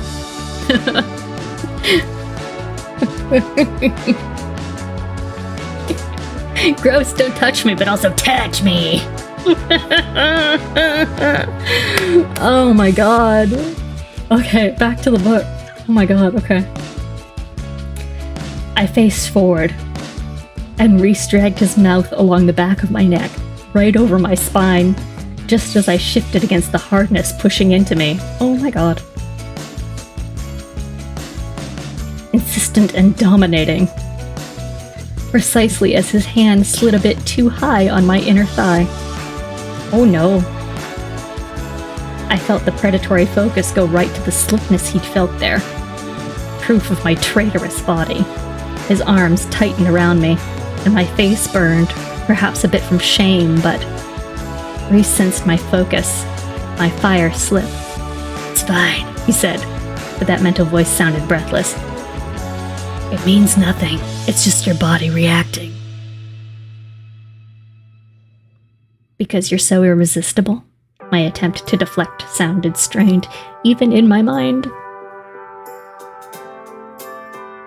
Cheeks are all tingly, oh my god. But he laughed, probably for my benefit. We danced around and teased and taunted each other for months. And maybe it was my body's reaction. Maybe it was his body's reaction. But the taste of him threatened to destroy me, consume me, and... another male. I'd had another male's hands all over me. And Tamlin and I were barely... fighting my nausea. I pasted a sleepy, lust-fogged smile on my face. Right as Azrael returned and gave Rhys a subtle nod. He'd gotten the orb. Now we're thinking about your ex while we're doing this too, ouch. Moore slid up to the spy master, running a proprietary hand over his shoulders, his chest, as she circled to look into his face. As a scar-mottled hand wrapped around her bare waist, squeezing once. The confirmation she also needed. She offered him a little grin that would no doubt spread rumors, and sauntered into the crowd again. Dazzling, distracting, leaving them thinking Az had been here the whole time, leaving them pondering if she'd extended Azrael an invitation to her bed.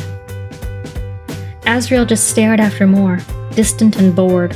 I wondered if he was as much of a mess inside as I was. Rhys crooked a finger to Keir, who, scowling a bit in his daughter's direction, stumbled forward with my wine. "Where is my wine?" He'd barely reached the dais before Rhys's power took it from him, floating the goblet to us. Oh, that I like. Rhys set it on the ground beside the throne, a stupid task he'd thought up for the steward to remind him of his powerlessness, that this throne was not his. Should I test it for poison? Rhys drawled, even as he said into my mind, Cassian's waiting. Go. Rhys had the same sex-addled expression on his perfect face. But his eyes? I couldn't read the shadows in his eyes. Maybe for all our teasing, after Amarantha, he didn't want to be touched by a woman like that. Didn't even enjoy being wanted like that. That's fair. I had been tortured and tormented, but his horrors had gone to another level. Yeah, different level. I'll say different level. I wouldn't necessarily be like, it's worse. I'd be like, it's different. Right? No, my lord, Keir groveled. I would never dare harm you. Another distraction, this conversation. I took that as my cue to stride to Cassian, who was snarling by a pillar at anyone who came too close. I felt the eyes of the court slide to me, felt them all sniff delicately at what was so clearly written over my body. But as I passed Keir, even with the High Lord at my back, he hissed almost too quietly to hear. You'll get what's coming to you, whore. What? Why does he care? What? This dude sucks. That's all I have to say. Night exploded into the room. People cried out, and when the darkness cleared, Keir was on his knees. Rhys still lounged on the throne, his face a mask of frozen rage. The music stopped. Moore appeared at the edge of the crowd, her own features set in smug satisfaction.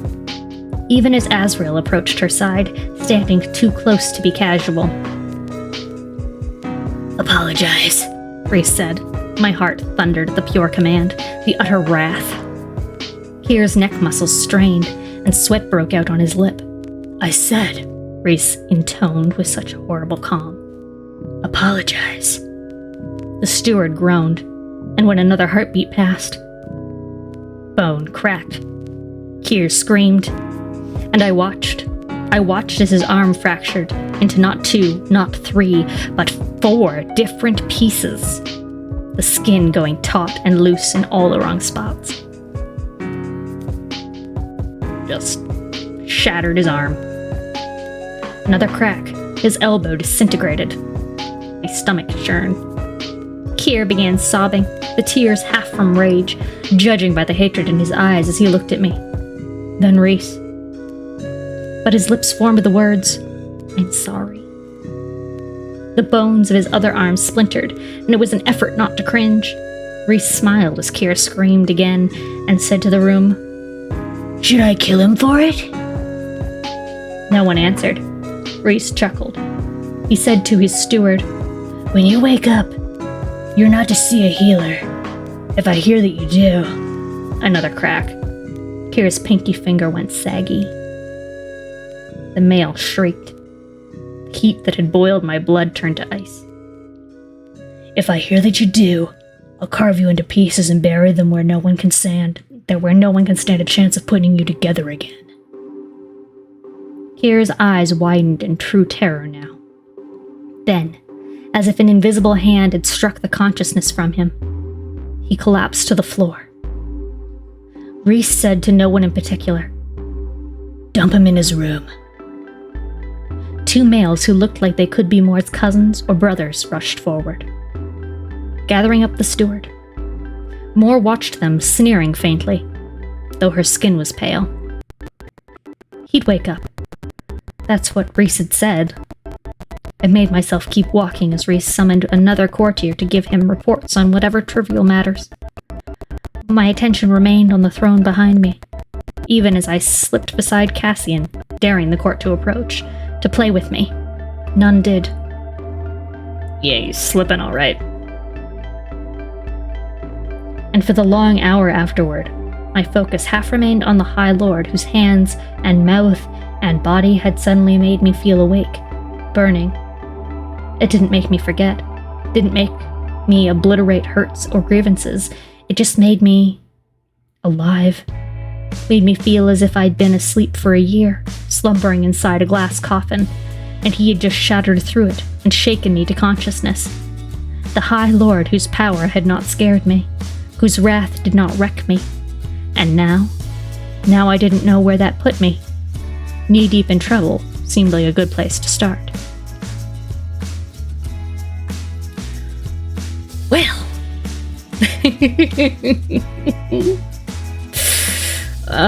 God. Yeah, no. Feyre's got a power kink. For sure.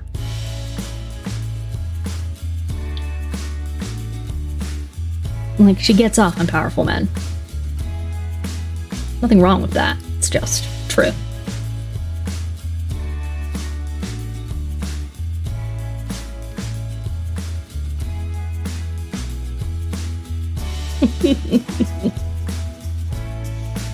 Ugh. Just like, sorry, Tamlin, you're actually like not powerful enough for me anymore.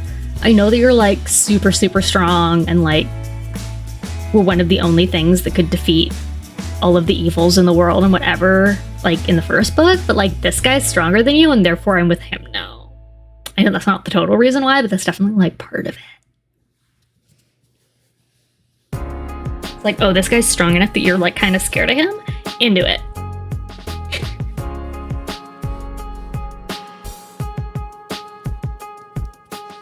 Okay. Alright, we're approaching 6, so we're streaming long today, folks, because we gotta get through as much of this as we can. And his hair looks sexy pushed back. Yeah.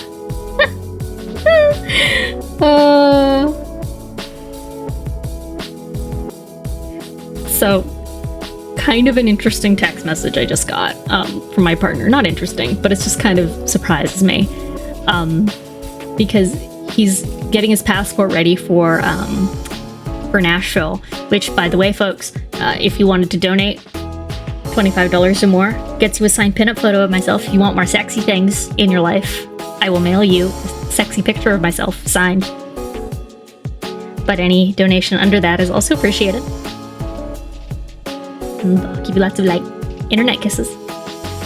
But anyway, he is getting his passport ready, and he was like, "Can you get me some information?" And I'm like, "Sure. What do you need?" And he's like, "Address and phone number." And I'm like, "For who? For us? Like for our house? Like you know that information. I don't know what I can tell you about that."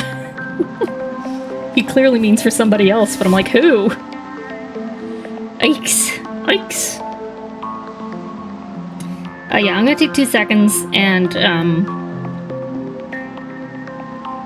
I need to order some food. I'm just like really hungry and I don't think I'm gonna have time to make anything after this before I like pass out from being starving.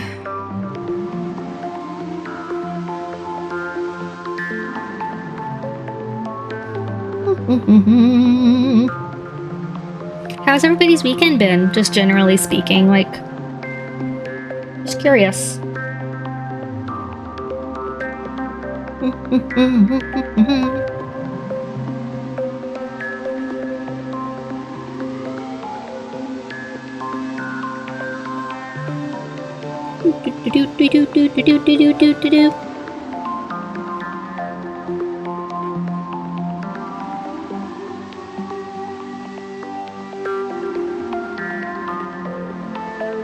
Gonna be better soon, cause puppies! Oh, I'm so excited. Carla, what kind of puppies are you getting? I'm not sure I know. I I want to hear all about the puppies. Puppies are so important to me. They're so important to me.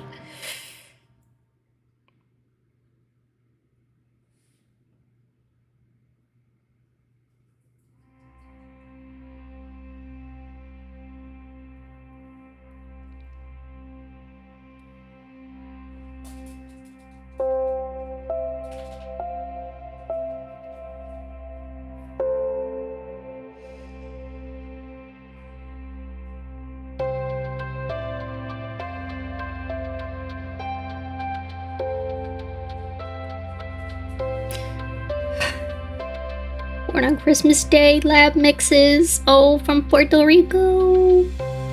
Oh, I bet they're so cute. My god, I bet they're adorable.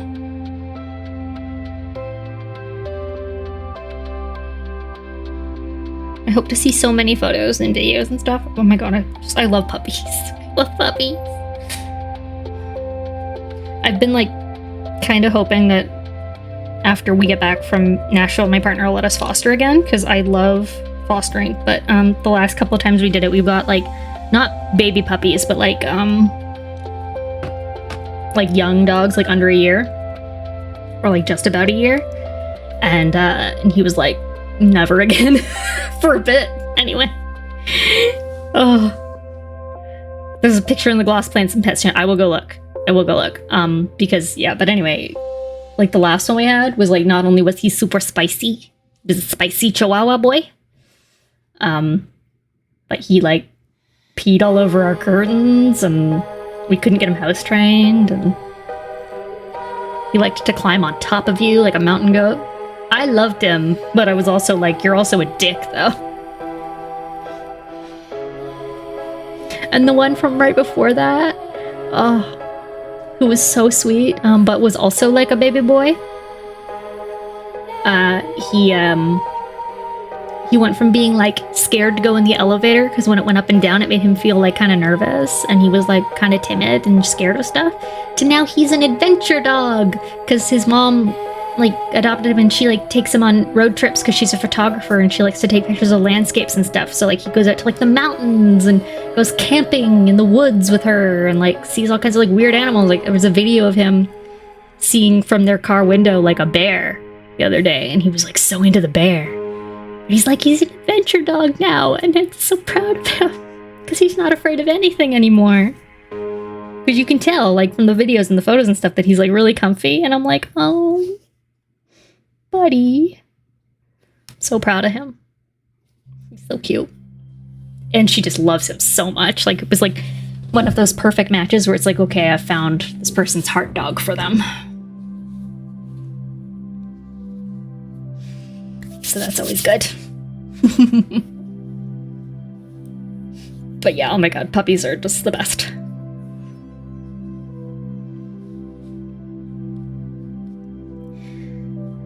Okay, so let's just adjust the tracker here. Make sure it's right. We are at chapter 43. That is correct. Okay, guys, because like we got to get to chapter 51, which is a lot. So I just ordered some food. Some food will come at some point, and that'll be sort of when I give it a rest. Bye, Carla. Have fun with the puppies.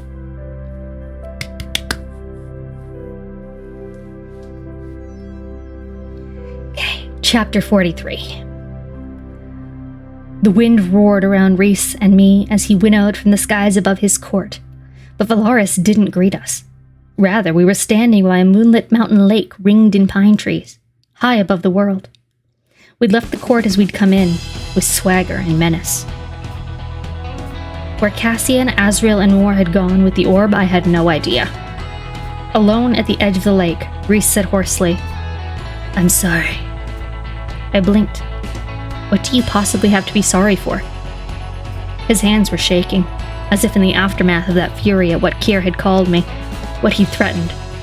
Perhaps he'd brought us here before heading home in order to have some privacy before his friends could interrupt. I shouldn't have let you go. Let you see that part of us, of me. I'd never seen him so raw, so stumbling. Oh, hey, Sote! Yeah, you definitely want to watch this VOD. Some shit went down. Some shit went down. Like, have a good time at work, but stuff got weird.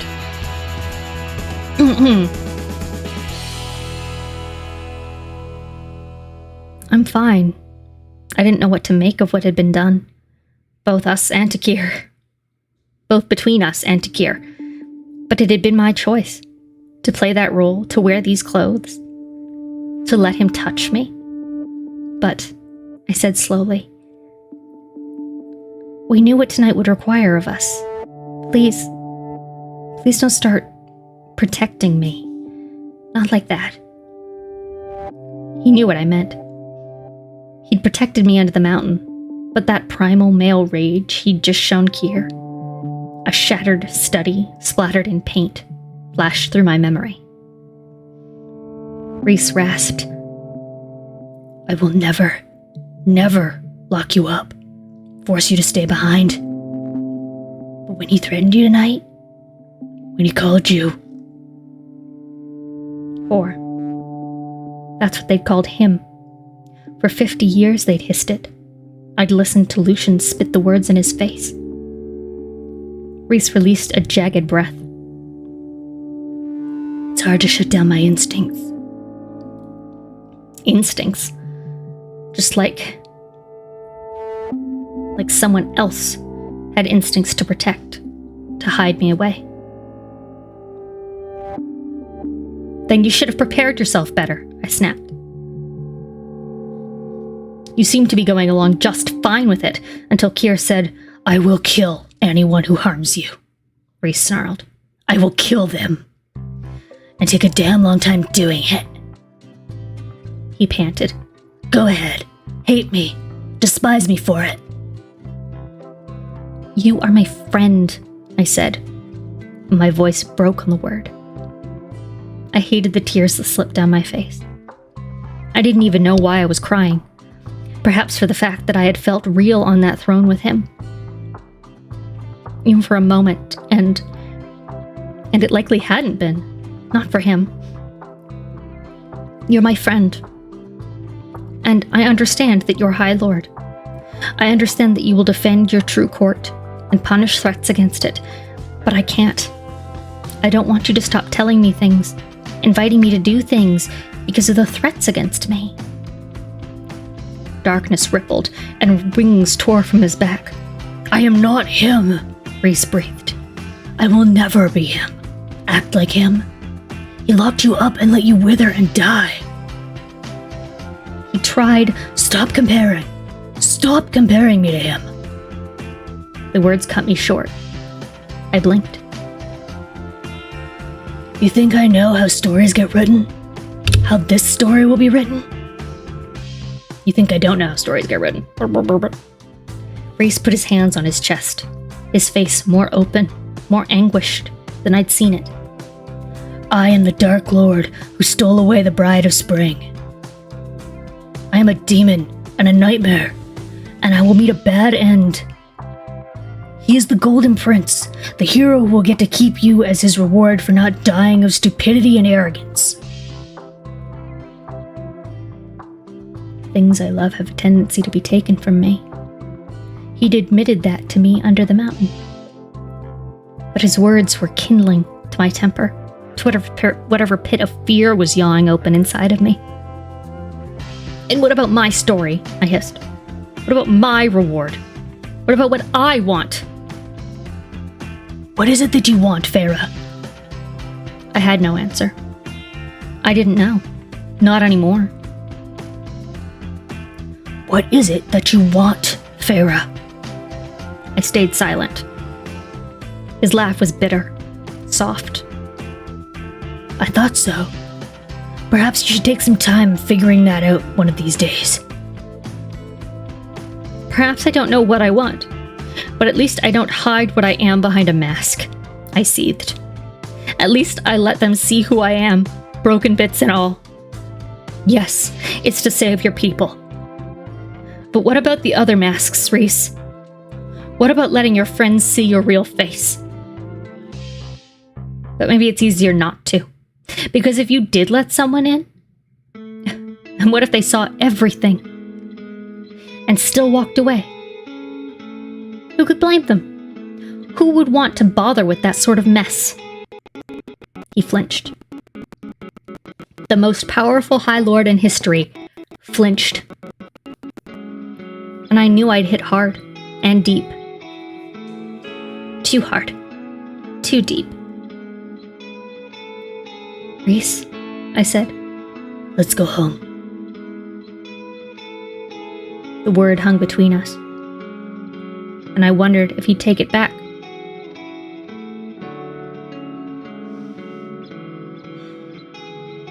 Even as I waited for my own mouth to bark that it wasn't home.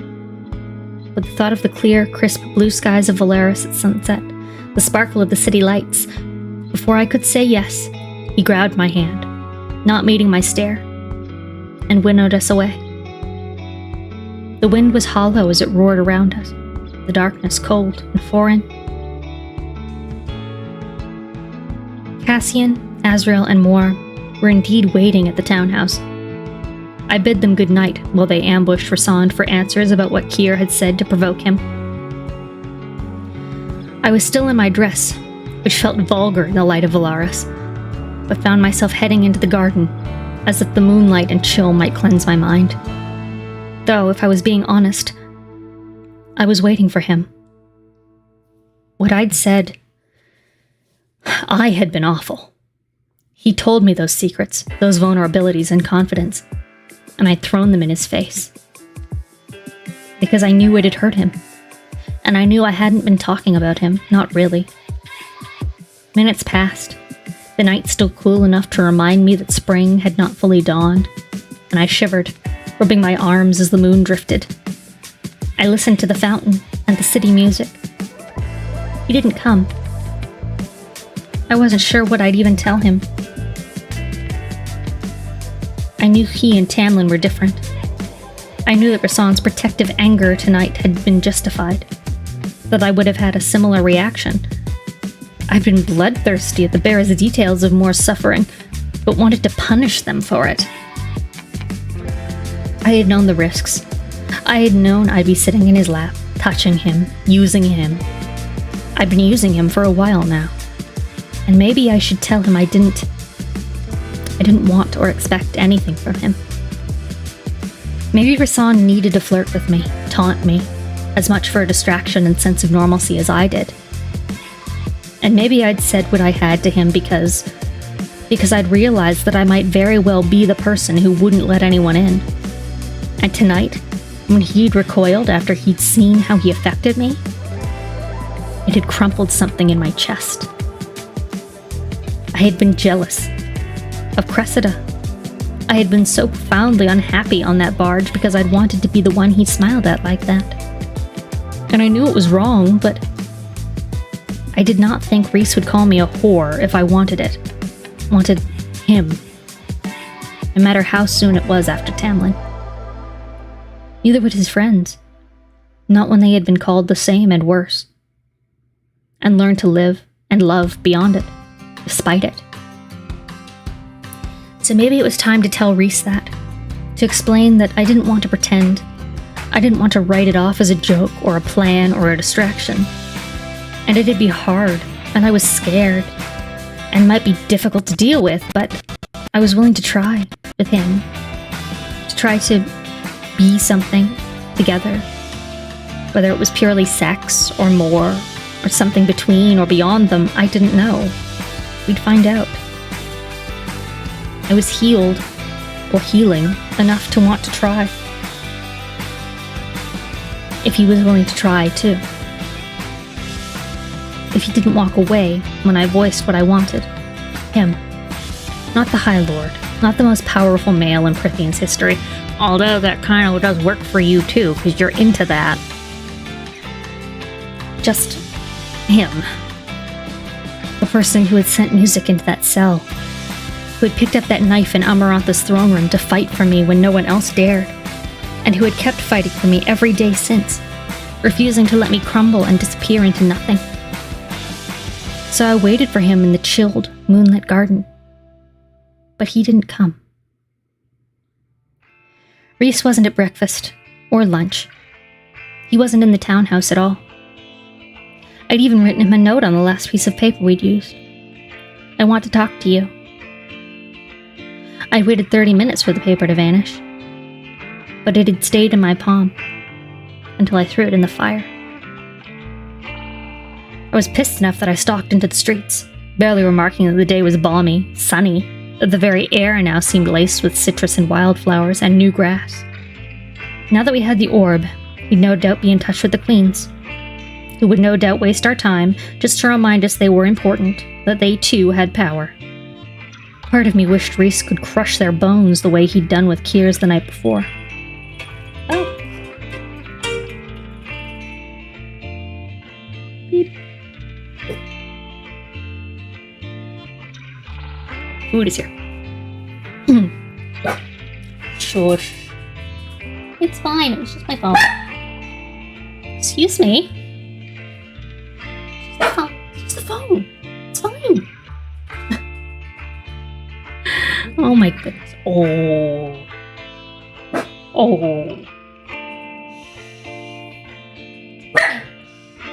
Okay. It's okay. Yeah, it's nothing to bark about. Yeah, the phone can ring, you know. The phone can ring, and people can want to talk to me, and I can do stuff that has nothing to do with you. And it can be okay. Yeah. It could be fine. Go lay down. Go lay down. I gotta finish this chapter. Go lay down.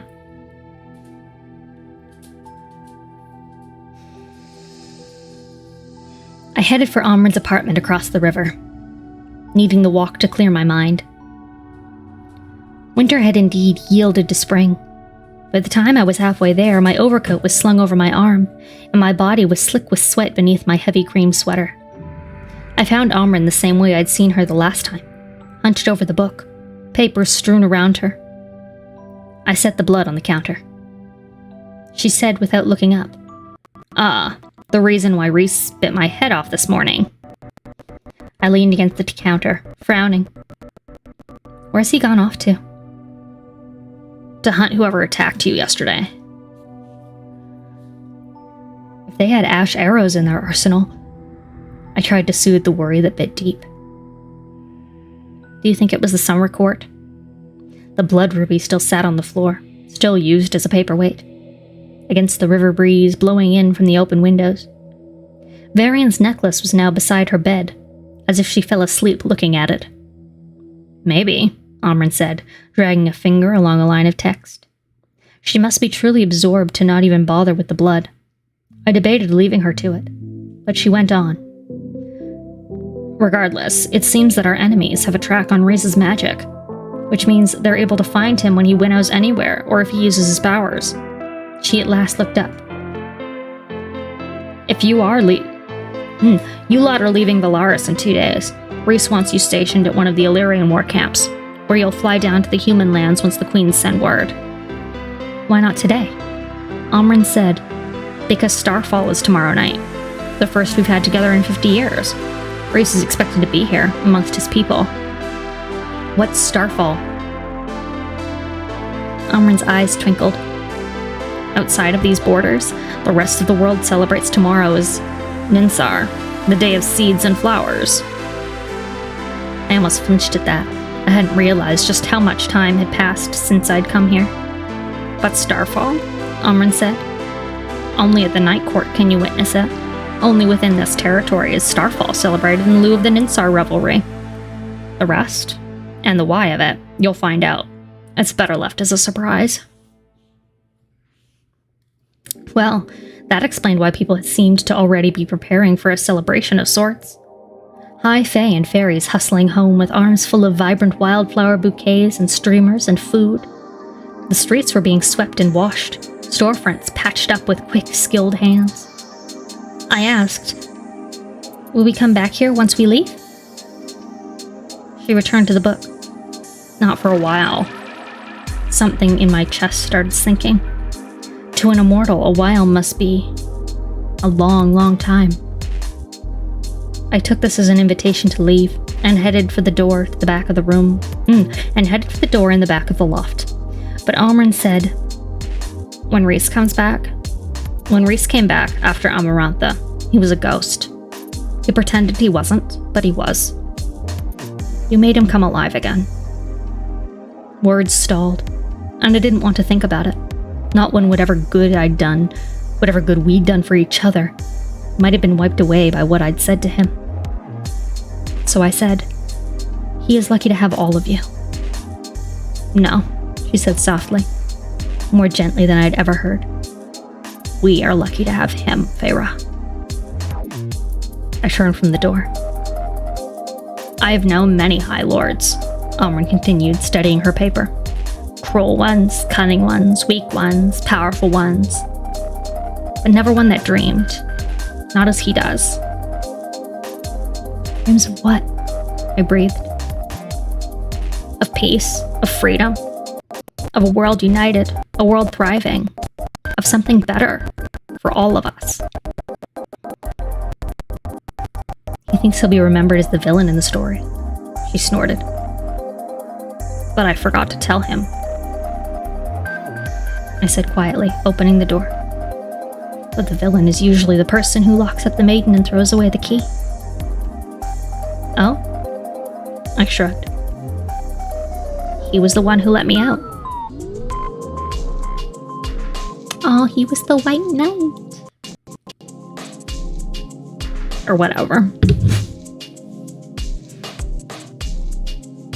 If you've moved elsewhere, I wrote after getting home from Aman's apartment. Could have at least given me the keys to this house. I keep leaving the door unlocked when I go out. It's getting to be too tempting for the neighborhood burglars. No response. The letter didn't even vanish. I tried after breakfast the next day, the morning of Starfall. Cassian says you're sulking in the House of Wind. What un-High Lord-like behavior? What of my training? Again, no reply. My guilt and whatever else it was started to shift. I could barely keep from shredding the paper as I wrote my third one after lunch. Is this punishment? Or do people in your inner circle not get second chances if they piss you off? You're a hateful coward. I was climbing out of the bath, the city abuzz with preparations for the festivities. At sundown, when I looked at the desk, where'd it go? I was climbing out of the bath, the city abuzz with preparations for the festivities at sundown, when I looked at the desk where I'd left the letter, and watched it vanish.